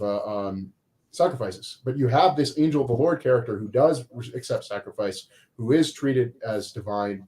And so that's why you have this debate over like, okay, there must be one person who can interact with us and who's divine, and then one person who's beyond, the one who, is the unapproachable one, who is beyond the sea of glass, as described in Exodus. Off the top of my head, there's another description of it, I think in maybe in Ezekiel, but I have to double check on that one. But I do remember Exodus 24, where there's, and I think it's Exodus 24, but it's one of those chapters where Moses takes like 70 of the elders from Israel and goes up and almost to heaven, to the sea of glass, which separates the heavens from the created order below. This almost sounds like it's going to transition into a discussion about what ancient and Christian cosmology was like. It's fascinating stuff. Like, it's absolutely Because fascinating. I'm these days, the more and more I think about it, I think that the ancients and the medievals had a more accurate model of cosmology than NASA does. Oh yeah. It's like, yeah, like these people weren't stupid. I mean, it's. Listen, I was thinking this is going into a Latria versus Dulia type of discussion, but I could be wrong. I don't know. Go ahead. Well, yeah, it's just, so I've been going into that stuff, and so it's true. Like, there were Hebrews who believed in a Trinity. There were none who believed, at least none within the Second Temple, who were like what we would call monotheist. That just didn't exist. And like the term monotheist itself didn't come around to like what, the 17th century or 16th century. So the idea that you had this, the Hebrews had strict monotheism, and then suddenly you have Trinity being latched on top is just completely false. Hey, Jose Miguel, it pains me almost to ask a question, but you're Roman Catholic? Orthodox. Mm-hmm. Orthodox Okay. Catholic. All right. All right. Yeah, So but you're apostolic Christian. Yeah. Okay. All right. But then, if they made this distinction between the unapproachable person and the, I suppose, incarnate person, where does the spirit fit into this in a That's the debate. Yeah. That is the debate, because in Ezekiel you have an evidence of a third. They were debating that because you have evidence of a third person. So you have which chapter? I think it's 1, if I remember right. Let's pull this up. Remember, it was Ezekiel, because I remember reading it. I'm going to be off camera for a few, but I'll be right back. Okay. Okay. It's got no problem. I don't want to say it, but I'll be right back.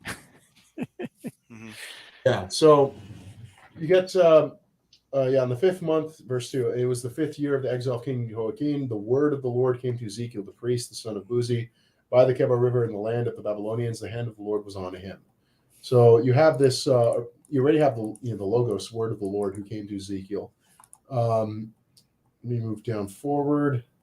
There's another point there's a point in Ezekiel where he is talking with God, the Word of God, and the Spirit of God, all at the same time. Yeah, which chapter though? Well, I'm looking at chapter 1. I'm trying to find it. I have a document somewhere where I've been writing this up. Okay. Well, I mean, I think when you interpret scripture through a Christian hermeneutic, then of course the earliest scriptural reference to the Spirit would be Genesis 1. Mm-hmm. Spirit hovering over the surface of the waters. Yeah. Yep. Mm-hmm. Yeah, this is interesting. So it's like this. I'm loving this second recreation stream, but I just one of the things that I would like to do in the future is just get more people. I was inviting one of my mutuals on Twitter who writes really good stuff, and I thought that he had an interest in joining the stream, but he's still not here. But Yoshi Matsumoto, if you're listening, I hope that you join the next stream and we can talk about your entries on Substack, because they're wonderful. Yeah. Um, So I was just going to say, like, so Ezekiel 1, you have interactions with God, and you have interaction with the word of the Lord. And then in chapter 2, you have that's when the Spirit came to me and raised me to my feet. mhm, And I heard him speaking to me. So then the Spirit speaks to him. So you have God, you have the word of the Lord, or the word of God, and then you have the Spirit of God, who he's communicating with him. And so there was debate over whether or not the Spirit was, frankly, uncreated or created. That was mhm, that was one that was the big debate between the bitheists and the tritheists within the Second mhm. Temple, and that's something that wasn't fully solidified until you had Christ come, and suddenly you have the 12 apostles plus the other 72, the 70, who were proclaiming, literally laying hands on people and giving them the Spirit. And Yeah. that's what's like, okay, the Spirit is definitely divine. So Mhm. So to anyone listening, I think the primary reason why you never hear about Binitarian and Trinitarian Jews is because they all converted in the first century. yep. Yeah. And um, to any Protestants who are to any Protestants who are considering uh, a pivot to apostolic Christianity, I really recommend early Christian writings. Maybe Penguin is not the best publisher in this regard, but you'll see you'll see basically the tracing of thought from the the apos- the apostles and Paul and the other apostles to their successors, namely uh, Clement, Ignatius, Polycarp. Um, you also have You have, it also you have Barnabas too, the the Epistle of Epistle of Barnabas. Barnabas, the Didache, Hmm. and or the Didache, if you're gonna pronounce it like a modern Greek. Um, I did say Polycarp, right? So Yes, you did say yeah, Polycarp. this doesn't have Irenaeus though, Hmm. because Irenaeus I think is a century after Ignatius, but Hmm. Irenaeus is big though; he's an early one. Justin Martyr, we also have a lot of his stuff. mhm, Also second century. Hippolytus, second century. There's a lot. Like, yeah, you can just look up the ante-Nicene fathers, and that's all the people before, all during the persecutions before the mhm, Nicene Council, and you can yeah, just read them through, and you'll find out all of them recognize. All of them have a view that's what is sacramental. They all recognize the sacraments. They mhm, all have are sacerdotes, for lack of a better term. You have priests and deacons and bishops. Uh, yeah, yeah. and Clement, who of course was who would have been under the mantle of both Peter and Paul, is Mhm. one of the first um, one of the first fathers who really solidified the concept of the Holy Trinity. So yeah, read Saint Clement's first epistle to the Corinthians. It's a very short read. It's Mhm. also very, I mean, it's very patristic in the sense that that it's not.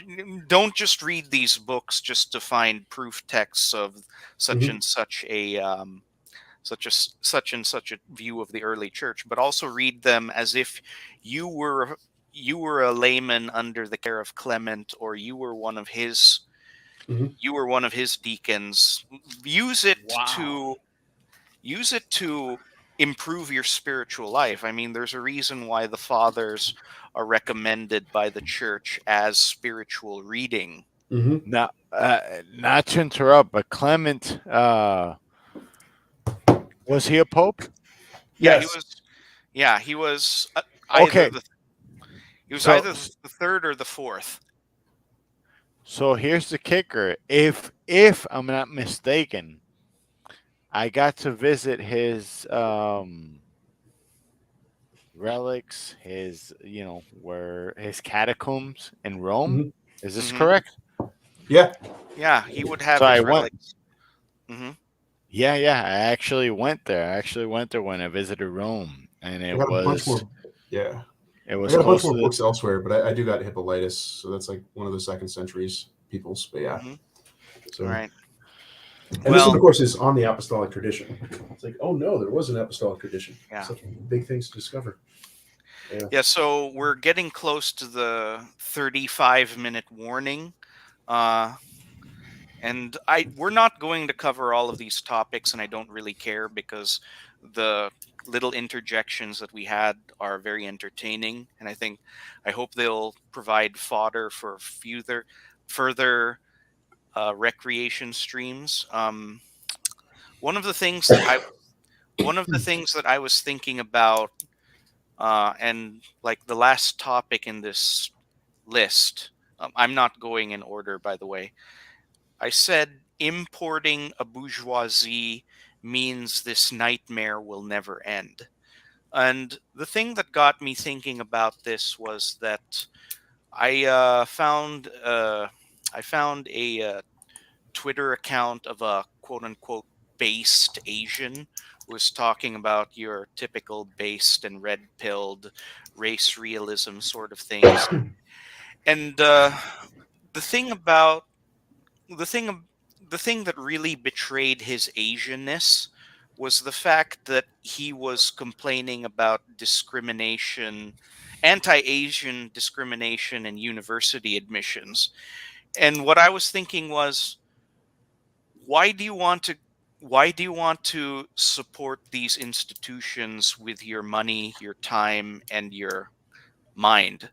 Um, so it's like you can see you can see the problems with late neoliberal society. So why are you uh, why are you cucking for these institutions? Uh, and this is also this is also a criticism that I have with Rancho.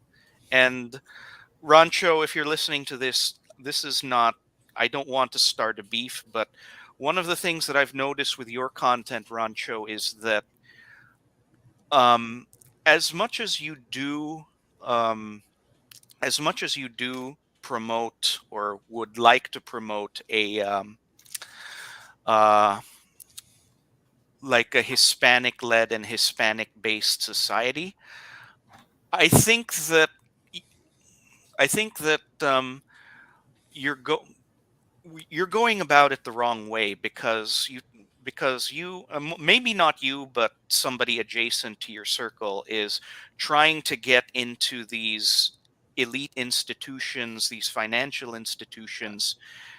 uh and it's like these institutions are what's making our lives miserable. You don't want to get into these institutions, you want to starve these institutions.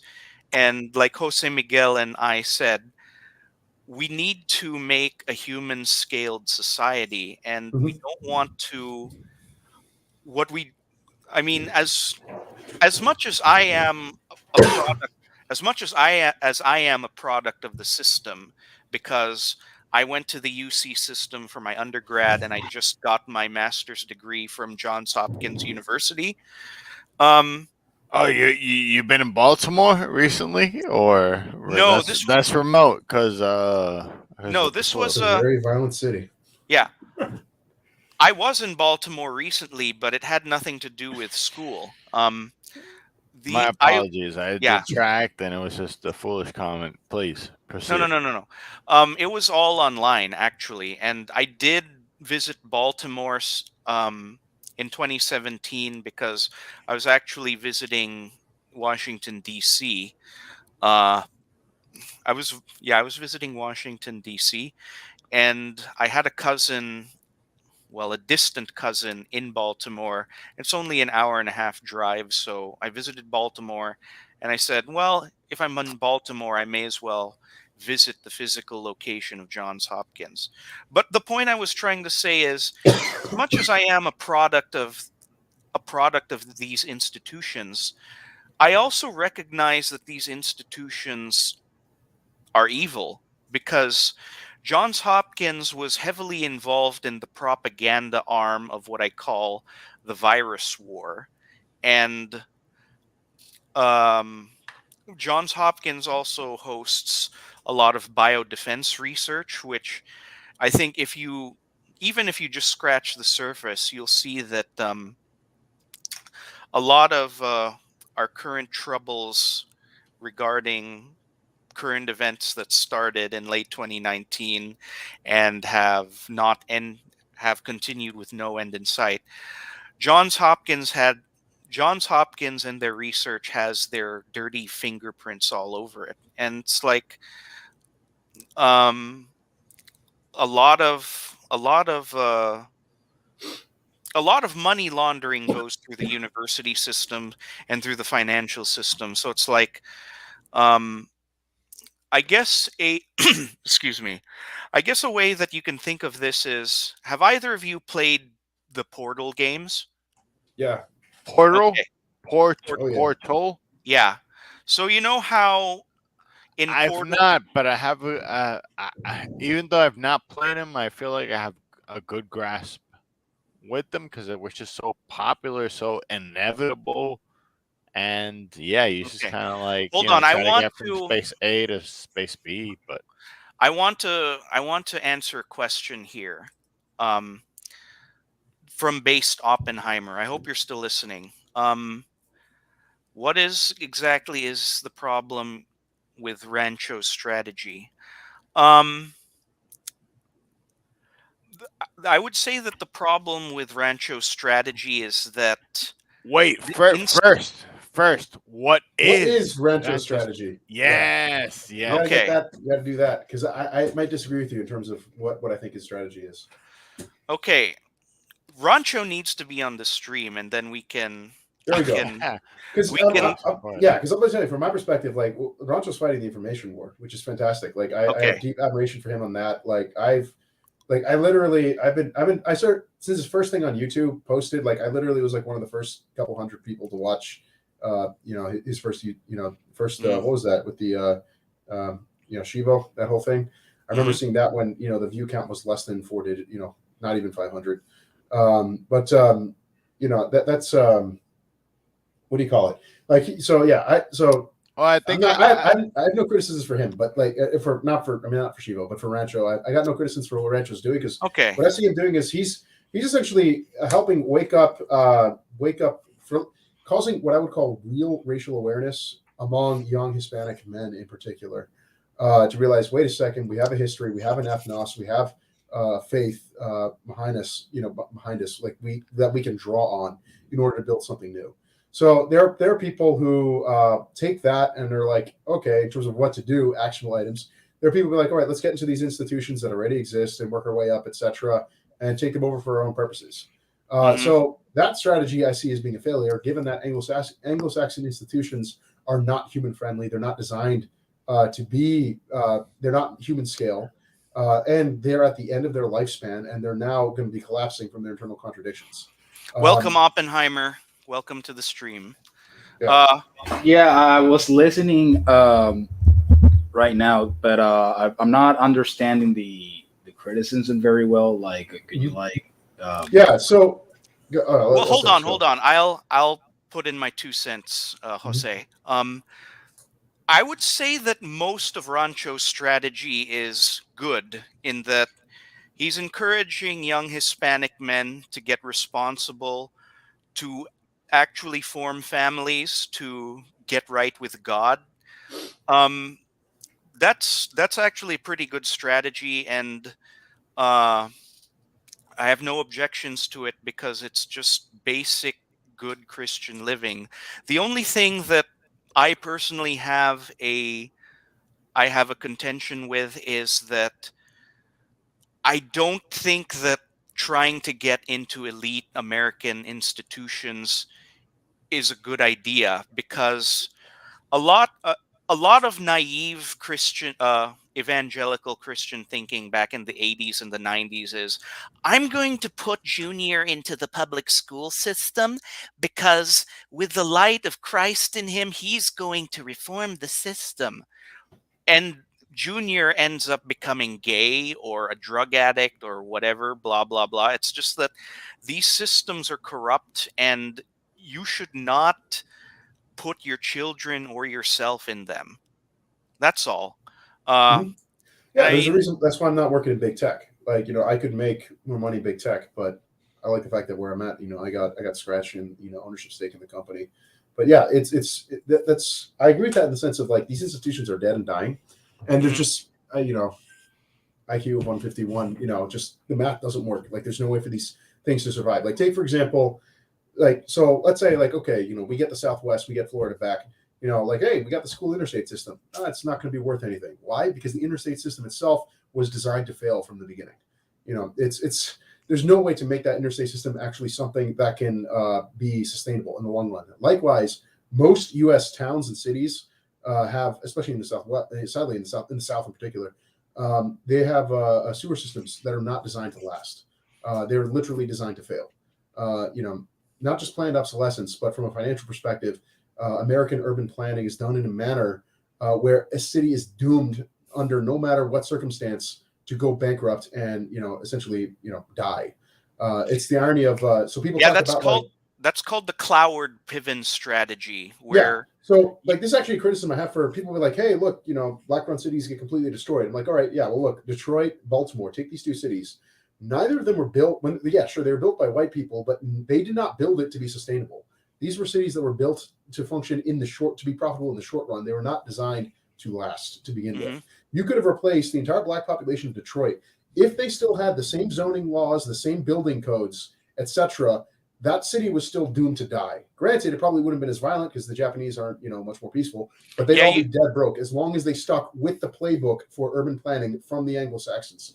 Now, I think you made a little bit of an omission there, Jose Miguel, because we've had this discussion before. Okay. You said the omission that you made is you forgot to mention if you replaced the entire black population of Detroit with Japanese. So you mentioned the Japanese after the point you were trying to make. So, got it. But yeah, so I have a similar question. If the WASP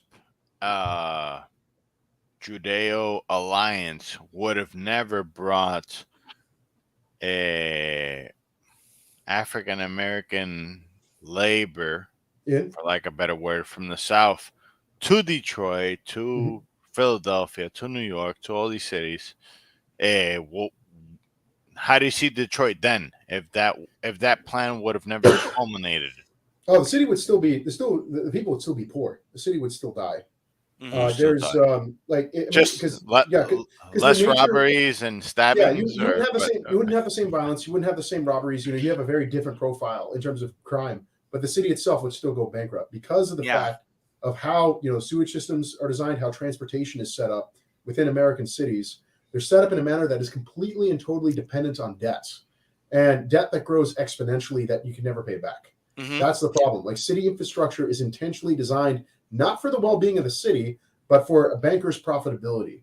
So that's the fundamental problem with American cities. And that's why, like, when people are like, hey, we're going to get back to the Southwest, which I think we are, the fact is a lot of these cities, we're going to have to rebuild the way our ancestors did. Because, like a city like Austin, Houston, Dallas, these cities are doomed. Like, they will not exist as they currently are. They'll be completely bankrupt in 50 years. There's no potential path mathematically for them to not be bankrupt because of how their infrastructure is done. So, Jose Miguel, this kind of brings us to our beginning, and that is to say, we were talking about central banking, and I mean, myself, anybody that knows me, that has heard of me, I've always been a big proponent of divesting from the fiat monetary system, and I've been a big silver bug, followed by a gold bug, and then lastly, skeptically, a cryptocurrency bug. But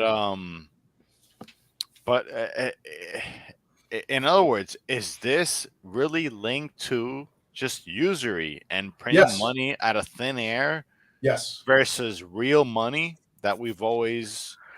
Well, I think one of the points you can still have a real money system, but as long as you have usury in the system, your entire system is going to collapse. I mean, Voxday did a very good mathematical explanation of that, and I think he broke it down good for a layperson. Can you have usury without cheating, right? Without taking X amount of metals Mhm. and issuing extra certificates for the Mhm. metals that you hold. Can you really have usury with silver and No, I gold? think You can, but the problem is you still have this problem where in such a system, the user is going to end up having all the silver and gold eventually. Because again, debt grows exponentially. Economies do not grow exponentially. They grow logarithmically. When you have a big breakthrough, they have a portion where it looks exponential, but eventually it levels it out. flattens. Yeah. Yeah. And so you've had like, you had the Industrial Revolution, you had the plastic. So you had like steam. Steam power is the first big one where you have the scale starts going, exponential. And when things starting to level off, then suddenly you get oil and plastics, distributed electricity. Distributed electricity is the second part. So then back to going exponential. Then it starts leveling up, but then you get plastics, and so plastics, you have things going up again, and then after plastics, you have computers, and after computers, you have the internet.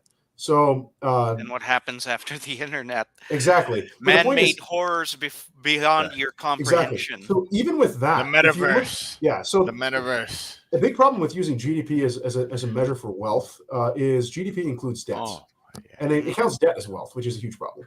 But essentially, to correct for that, you can take per capita GDP and you subtract out per capita debt, so you can figure out what is the actual amount of new debt. So you can figure out what is the actual amount of wealth created in a system, and if you use that metric, Vox actually has that on his blog somewhere. But you see, absolutely, there's essentially no positive wealth growth in the United States since 1976. So the actual pie of wealth in the United States has been shrinking since 1976, and it's being split among more and more people and more heavily concentrated with those who are closest to the banking money. So that's the inevitable end of any usury system. This is not just happen. E. Michael Jones has that book, Barren Metal, where he goes over that. Like this happened to Austria-Hungary.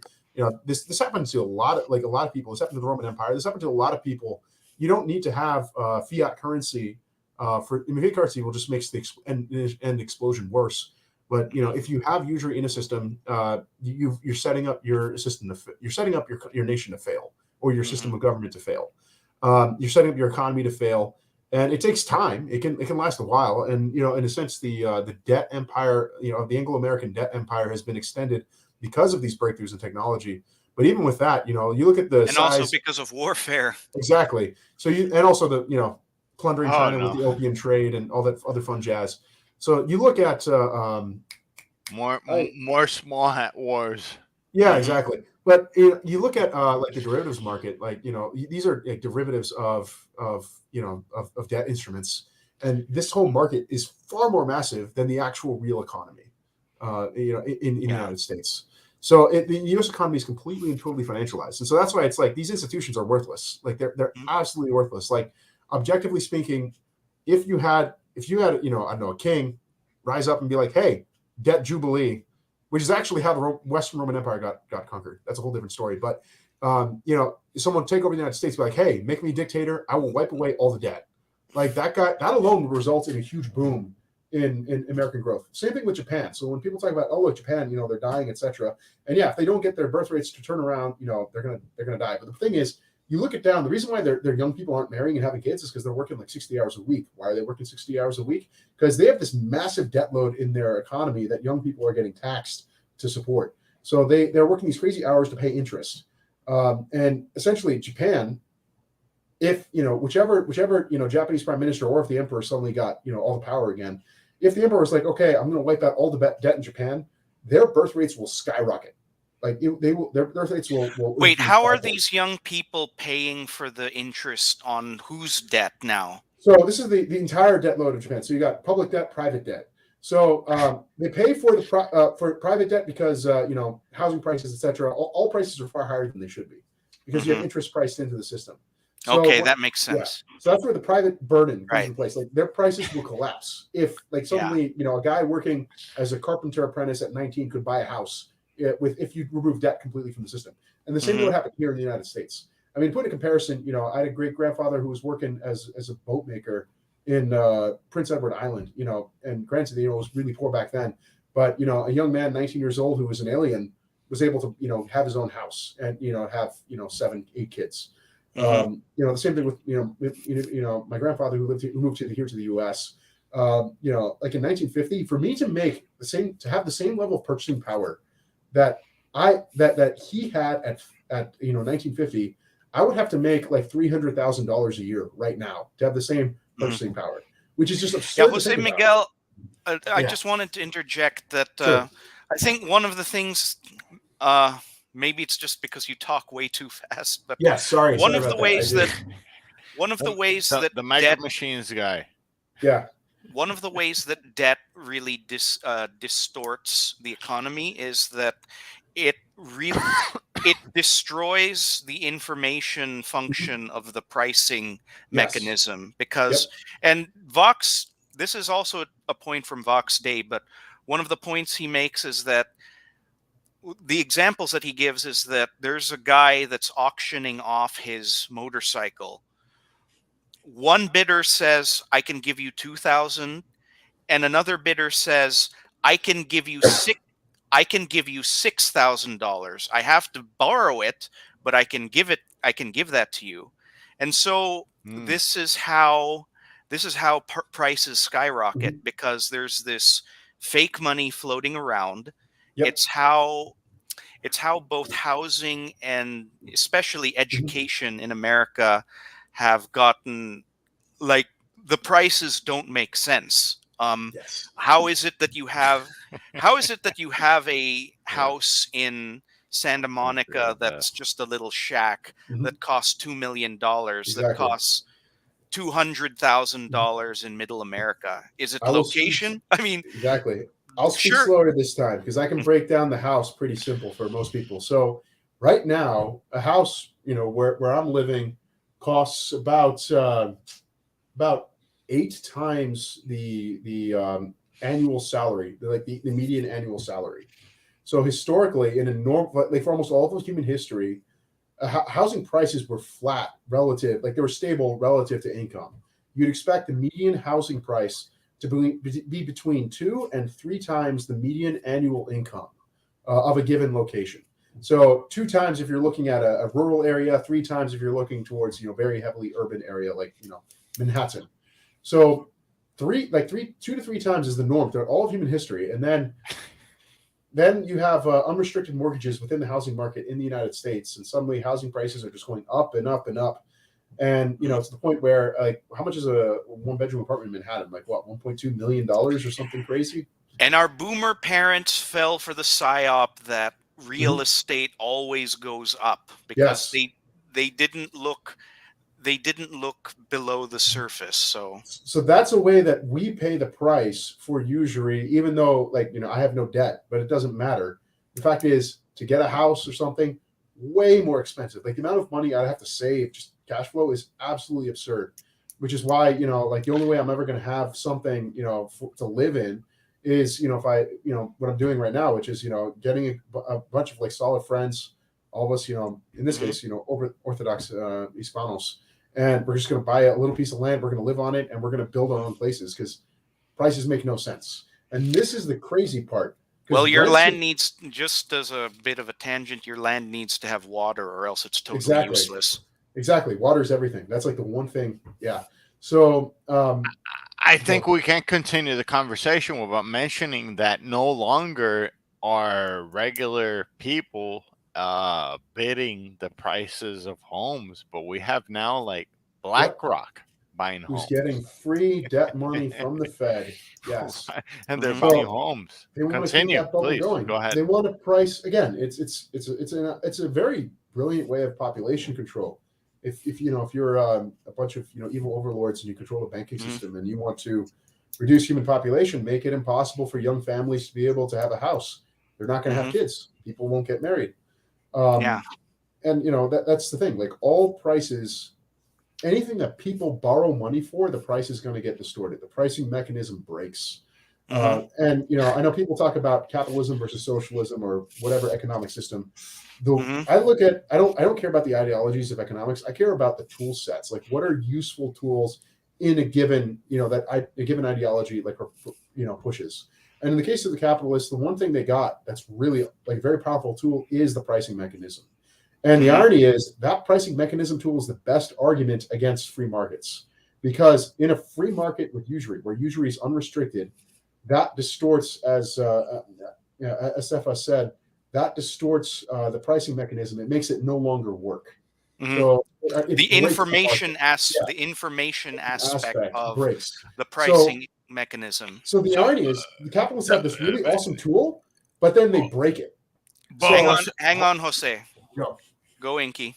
No, but Jose Miguel, I guess what I'm trying to get to is that a lot of people debate this. Mhm. Would would reverting back to silver and gold put a stop to this or not? And then I want to hear if we could call it Oppenheimer, mi compatriota, to chime in whatever he has to Exactly. say. It'd be cool. Yeah. It's just to have the flow between the four. But would silver, gold? I don't want to say Bitcoin because I'm not a huge fan. Although I like Bitcoin better than the U.S. dollar, but I'm more of a silver / gold guy. I don't think it would Honestly, necessarily. Yeah. I Yes, don't think. please go ahead. Go ahead. Okay, Cephas, go. I'll probably start. say the same thing. I don't. I mean, when humanity had metals-based currency, it wasn't necessarily a it wasn't necessarily a hedge against inflation or distortions, because You I can think always shave I the think coins down, or exactly. You can or always mix you can something. you can always debase the currency. I think Henry VIII did that, and some Roman emperors did that too. Because Absolutely, yeah, they yeah, debased it. Yeah, right. yeah. The fundamental But- problem is usury. Like, that's the thing. Here's the irony. You eliminate, well, the problem is, so US fiat currency is not even really fiat. Like, fiat is technically just money that has no backing to it. American currency is debt. Like, it is itself debt. So if you actually did a true jubilee, Yeah. you'd wipe out the US dollar completely. It would be gone. I mean, it So- says it says that on the bill. Yes. Like, It's a federal note. It's a debt. It's a It's debt, owed to yeah. the Federal Reserve. Yeah. Every single dollar in circulation. That's actually the real reason why Lincoln was assassinated, because he introduced the Lincoln greenback. He rejected the debt money that the Rothschilds had offered him.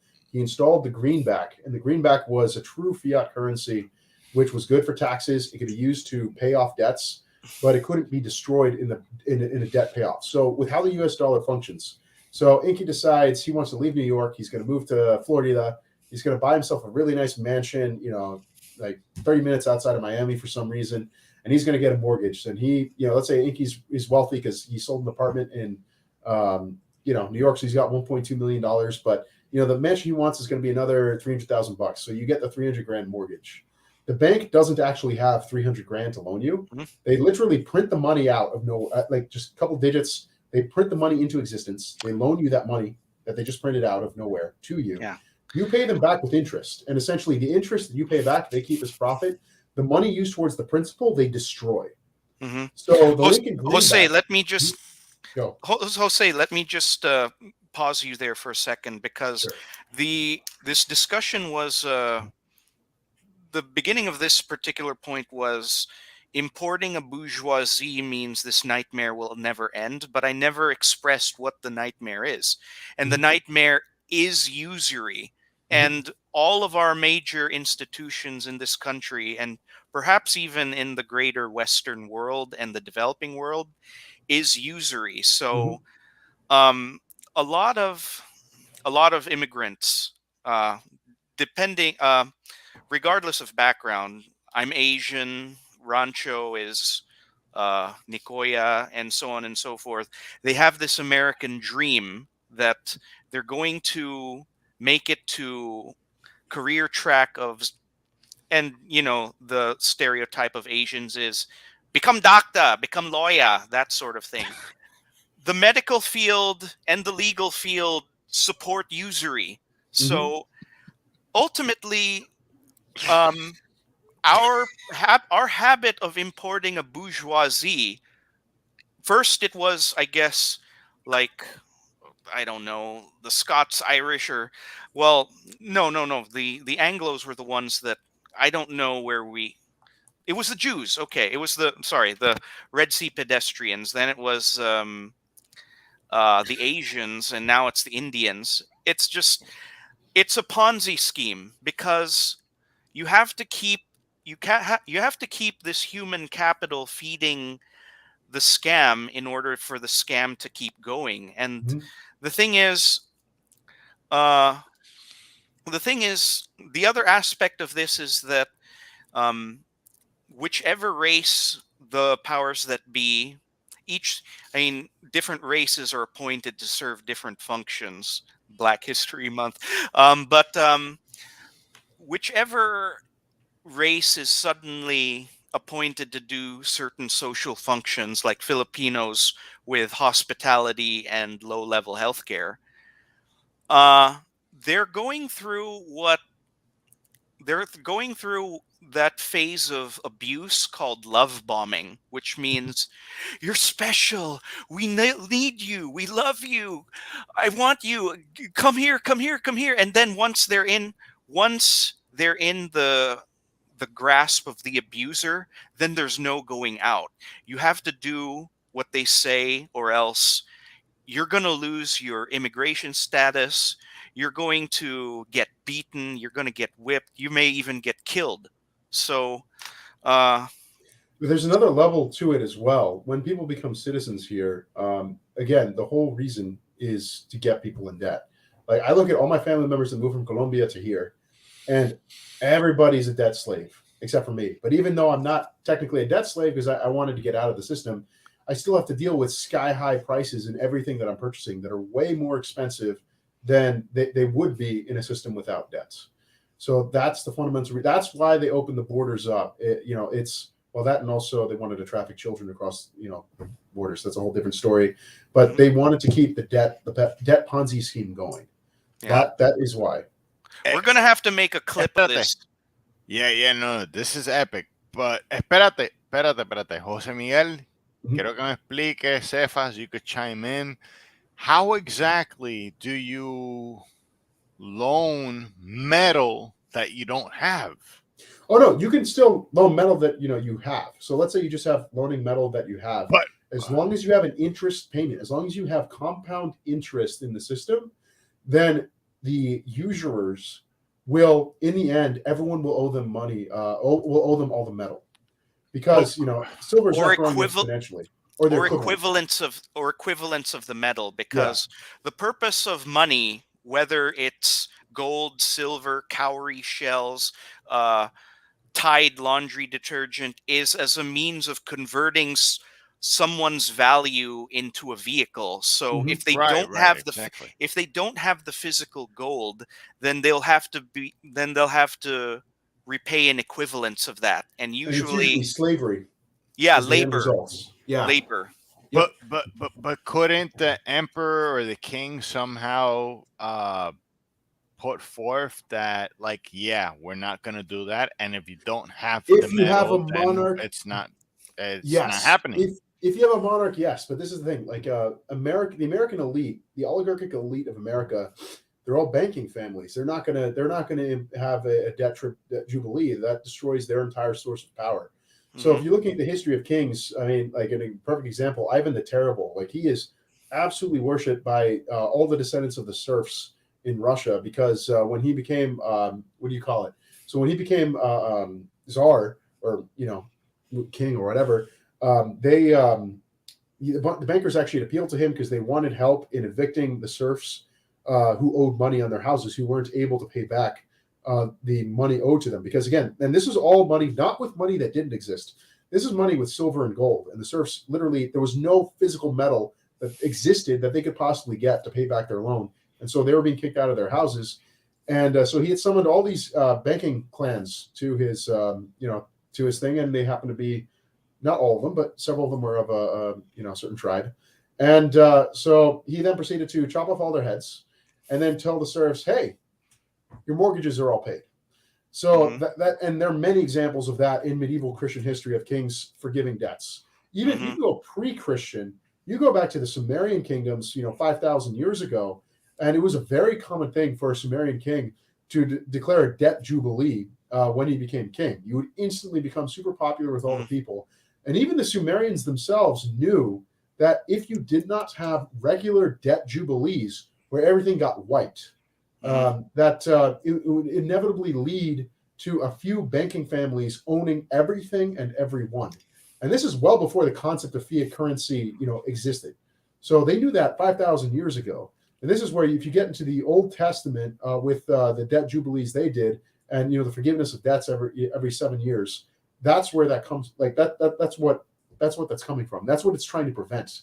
A level of inequality. And if you read, I'm Orthodox, so I don't really do Thomas Aquinas, but if you read Thomas Aquinas, he actually puts together a very simple logical argument why usury itself is, it is a sin, but it's a moral sin that's super evil that will destroy society.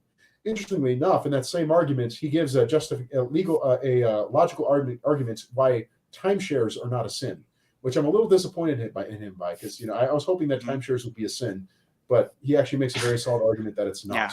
But that's a different story. Yeah, I also wanted to add that from a Roman Catholic perspective, yes, usury is a mortal sin, but when it comes to sins that pertain to fraud and theft, you cannot, I mean, this is the traditional reckoning, not necessarily the current reckoning. You cannot receive absolution for your sins unless you restore your fraudulent wealth. So that means that if you have extracted wealth through usury, you have to return it to your victim. And this book, you want this book. This will answer the questions you're having. Usury in Christendom, the mortal sin that was and now is not. Yeah, by and Michael I think, Hoffman. and This is one what of, you want. like, I would say the precursor to Vatican II, in that it was basically the church saying, yeah, we're going to keep this teaching in the books, but we're just not going to enforce it because it's too complicated and will accompany people. This was I'm not sure if it was a bull or an encyclical, but it's called Vix per Venet. This was basically I forget which pope what it was, but this pope said, yes, usury is a sin, and yes, blah blah blah blah blah. But we're just not going to deny absolution to usurers who don't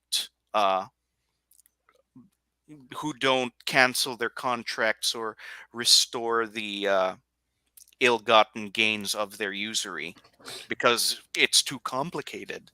So here's a little bit where I'm stuck on, right? We got the usurious fiat monetary system, from our overlords, the Keeblers, the small hats, whatever you want to call them, right? Or the return to gold and silver by a righteous monarch, say Louis the Ninth, right? Let's just say Louis the Ninth under a gold and silver monetary system. The third option is something like, forgive me, but something that the Germans came up with, where like, hey, we don't have gold and silver, but we're gonna back our money by the Autobahn and other laborious works, like it's backed by labor. So between those three, is there a fourth that I'm missing? I think that Lincoln Greenback would also qualify as being backed by labor. Is that's what it was. Okay, so Lincoln and Hitler had it right. Well, Hitler copied Lincoln in that regard. It's just something people don't like to talk about. But yeah, okay. The fourth thing that you're missing is either kill your creditors or burn their books. So if you have, why not both? I kid. Go ahead. Yeah, no. I mean, we don't have to all be Ivan the Terrible. We can just debt jubilee. Do the right thing with that. Like I think Emperor Justinian did that. If you kill the usurers, everyone's debts are forgiven, and you're really popular with the serfs. But you don't become a saint. You get the name the Terrible. If you just forgive the debts, and you make the users repent, then you get recognized canonized as a saint. So category.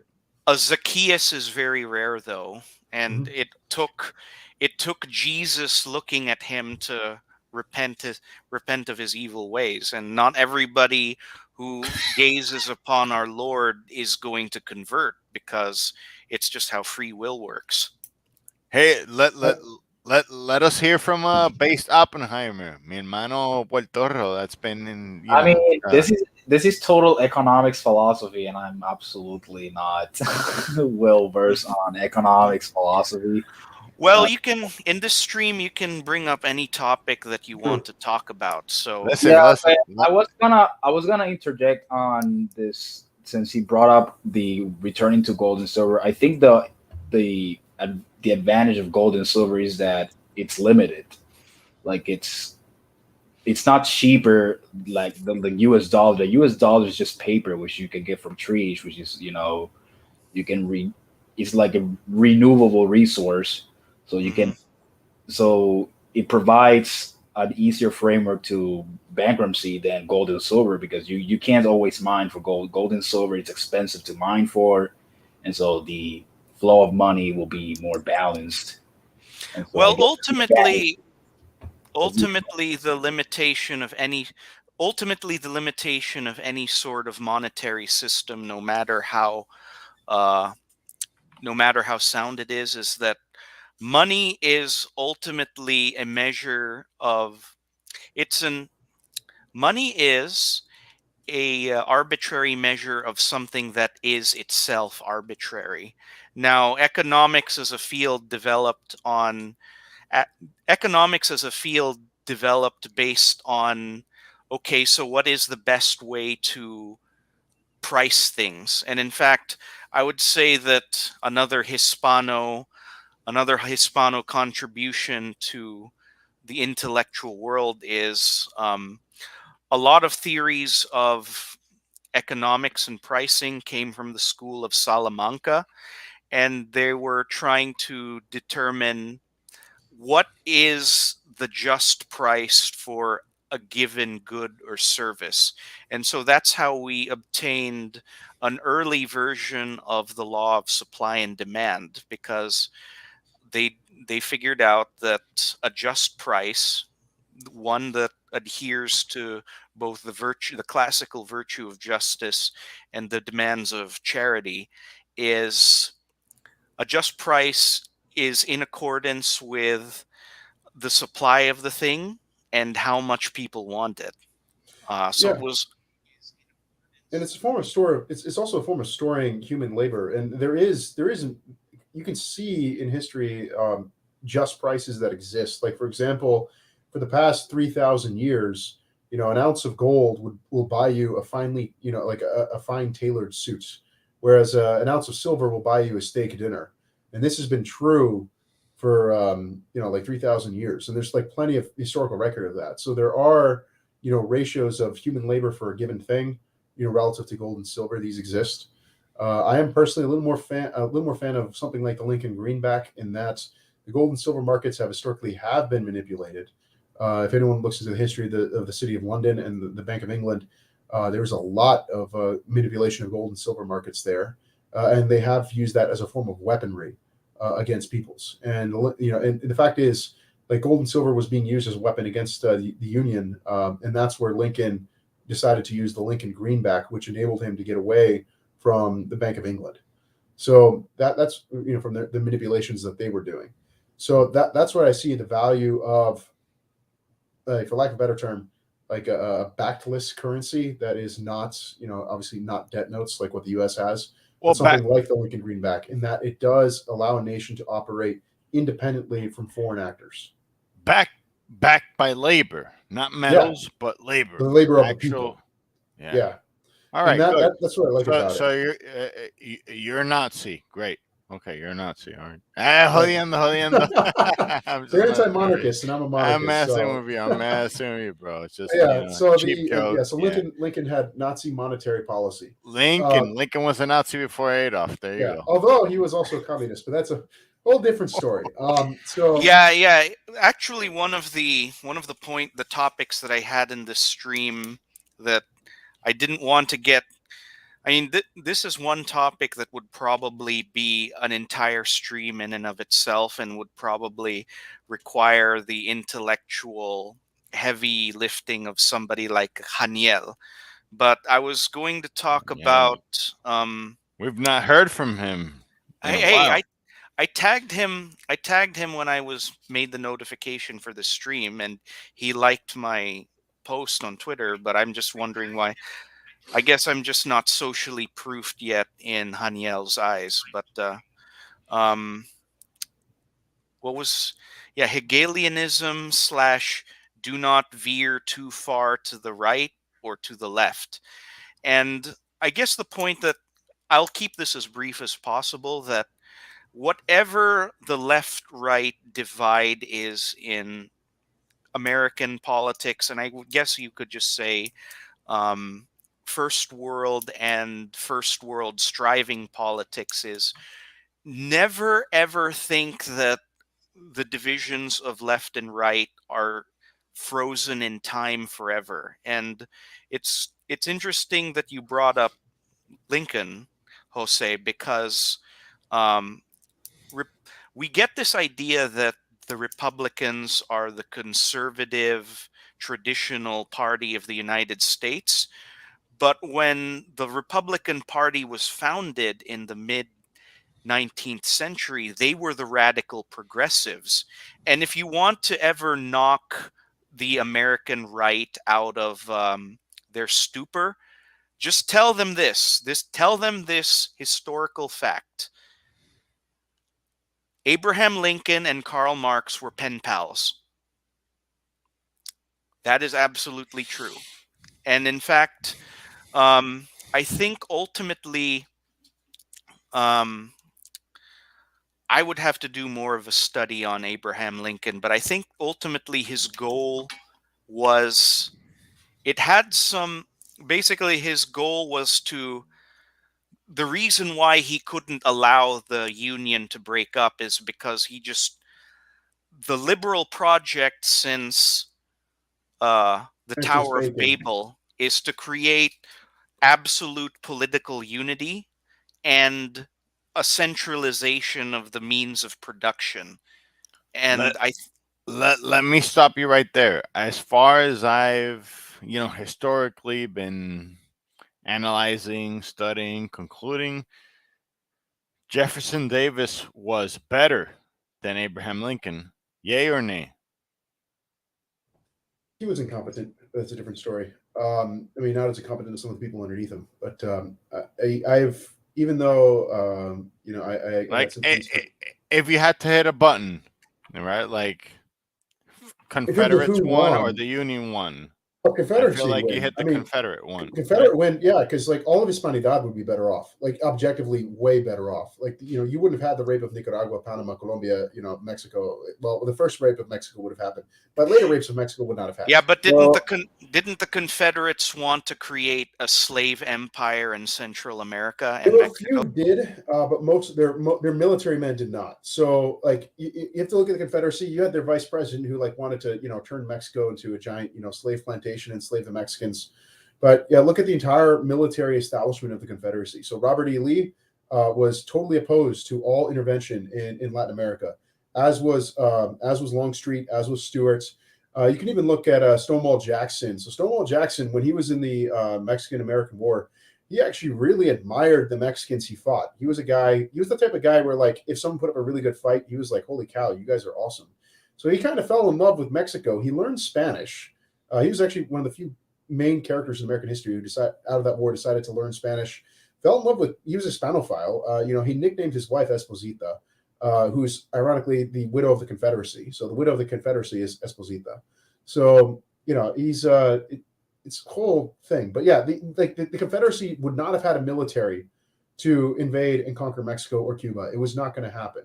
Not only that, like even giving them a victory, like the population of slaves to free men was just so high. They had no capacity. They would have no capacity to be able to to occupy a place like Mexico. It just wasn't going to happen. So yeah, you had some who wanted to do that within certain circles, like Masonic circles in the South. But they did not have the manpower to pull that off. To pull that off, they would have to free all the black slaves, which they weren't going to do.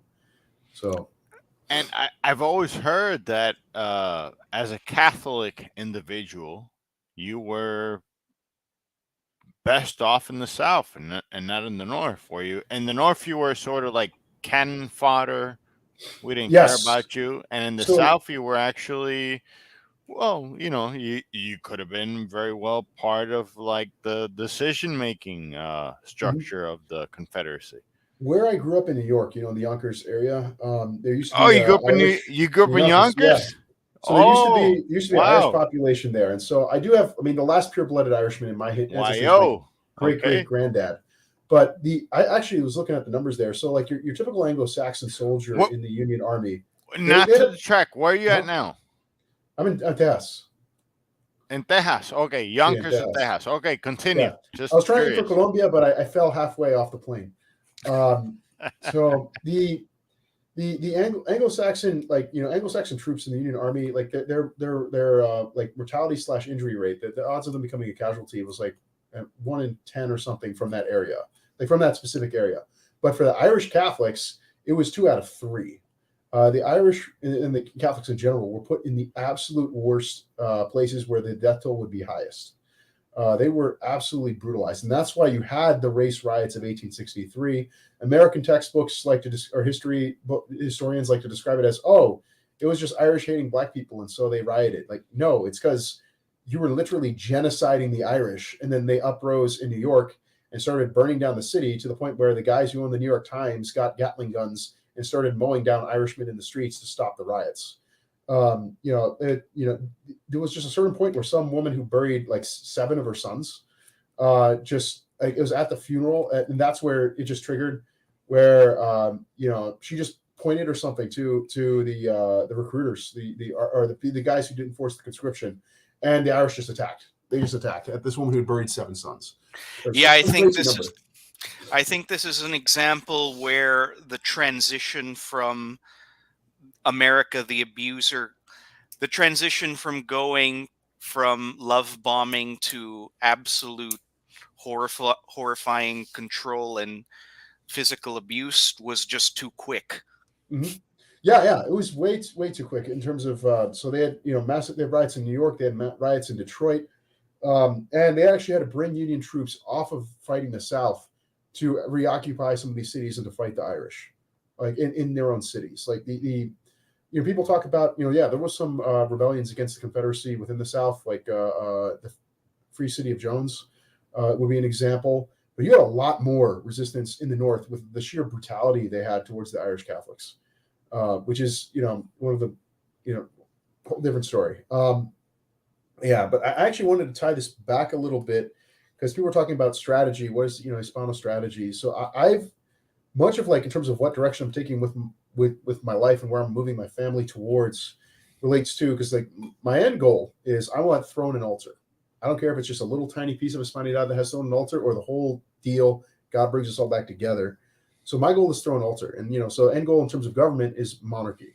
So how do you get a monarchy? And you look at the monarchs of the past, and they rise out of the aristocracy. How do you get the where did this aristocracy come from? When you research the history of all these aristocratic families, they don't come from banking houses. They come from peasants. Essentially, one peasant is more fruitful than all the other peasants around him. All the other peasants respect him, and so he becomes the rich peasant. And then his grandson ends up becoming like the first person who gets called lord. And or a count or something, and then that's how the aristocracy of Europe.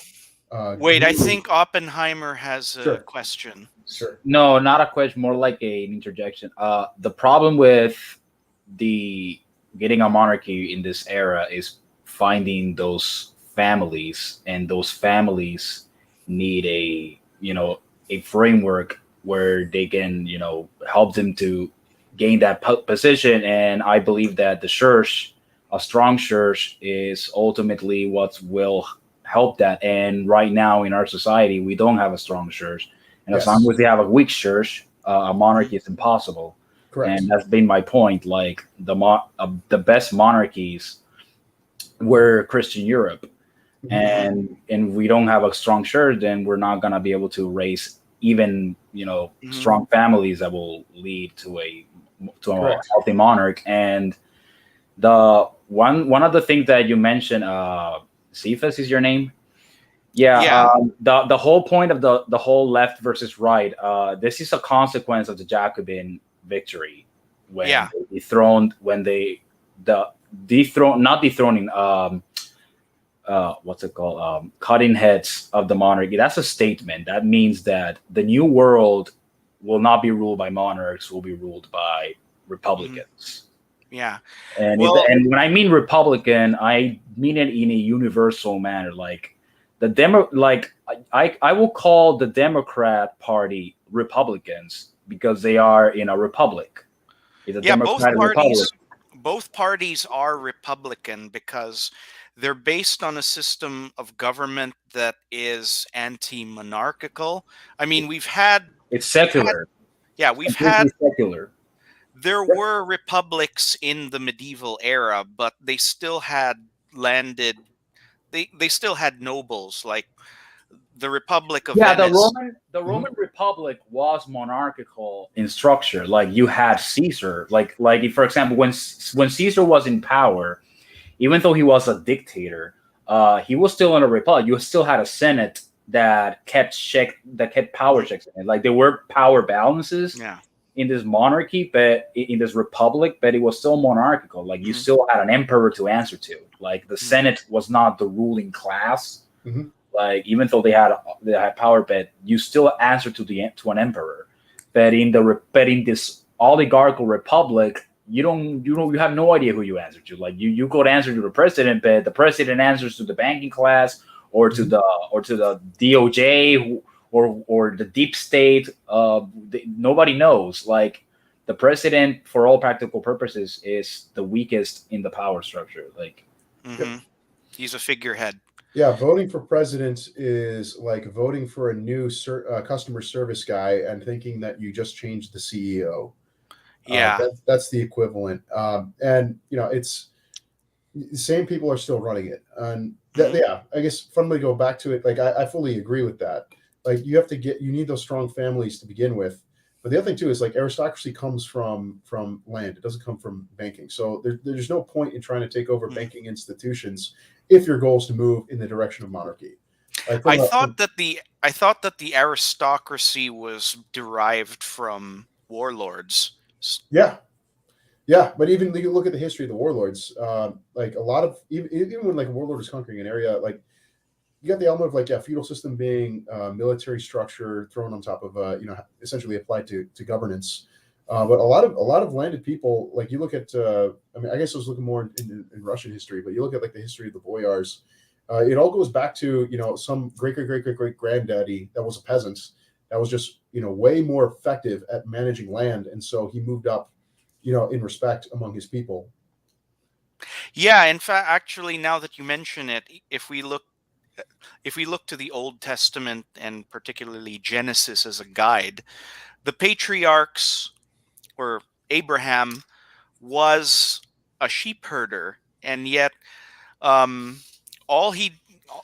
as a man of the land, he was able to raise armies to wage war against all of the kingdoms that were giving Lot trouble. Yeah, So the key here is leadership. Like you raise a leader, like a tribe has a leader that is, a key figure, like destacado, and he will be the key to raise an aristocracy, and he will become a monarch. But the problem is, at least in my case, on the Hispano America, where we have the caudillo figure. All of our caudillos are fake.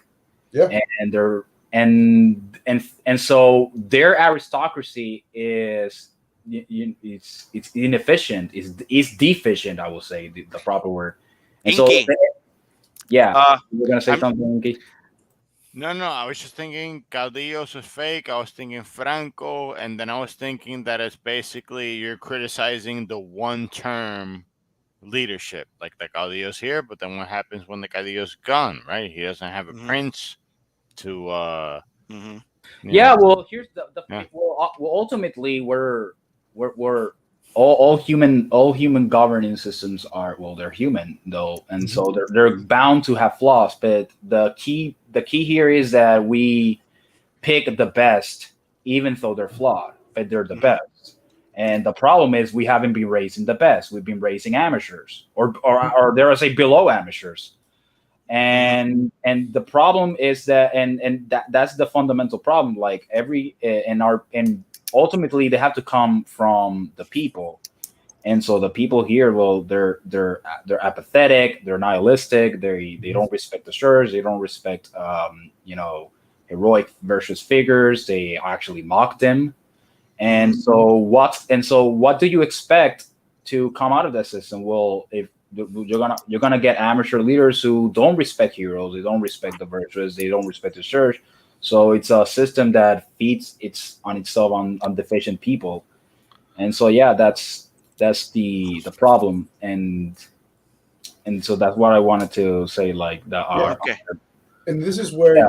you get the parallel society. Like that's what, like, fundamentally, as you mentioned before, the thing that the church, strong church is what's needed, but to get there, you need strong parishes. Okay.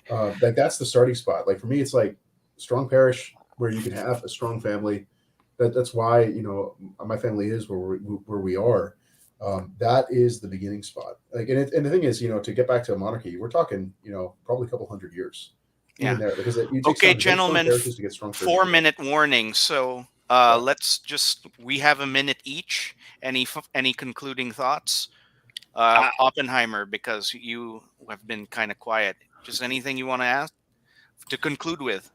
Yeah, well, it's a minute. So, I mean, this was a nice conversation, honestly. Like, I can respect well the original purpose of why I came here. I can respect your criticism with Ranch. Is like, and it's not anything to low. Like, it's about criticism. I think only he can speak for himself, but I think Yeah. the reason for his strategy is because in his framework, he's like, he wants to like pimp the system out. So Mhm. even though the system is built to collapse, his strategy is like, hey, Hispanos, like, go to the system and accelerate its corruption and take the money with you and use that Mhm. to build your own country. Like that I think that is Yeah. I think that's how he will explain his own strategy, Yeah. and he criticize No, I- that well, and so No, after no, that, no. I mean, if I were to have a personal stream with Roncho, I think what I would just do is let him talk and just ask a few questions. So basically, like poor man's Joe Rogan. Inky, final thoughts. Well, final thoughts. Given everything that was said, I feel like at the end of the day, it seems that everybody agrees and concludes that our easiest way out of this, now, with asterisks, right? Because at the end of the day, like you said in our last stream, every creature has to die, right? So we're just here for X amount of years, but if we are looking to seek a temporal existence that lends itself to facilitate souls to heaven, I think really we just need to grab our rosaries, we need to grab our prayer ropes, and just pray the rosary, or if you're Orthodox, pray the prayer rope, and be the best person you could be in your own microcosm where you have control of the situation, that is of yourself, of your wife, of your kids, of people that are close to you. And just brace yourself for whatever might come, and then also remember that whatever comes, whether you perceive it as good or bad, is what it is. And it's not going to last more than 100 years, because you're going to go on to your rewards. So just hang on tight, persevere, and I'll see you guys on the other side. Yeah, I'm just gonna make mine very quick. We missed. We didn't go over the topic that would have been of the greatest spiritual benefit, which is suffering. So that might just have to be a separate stream. Okay, Jose Miguel, close us out.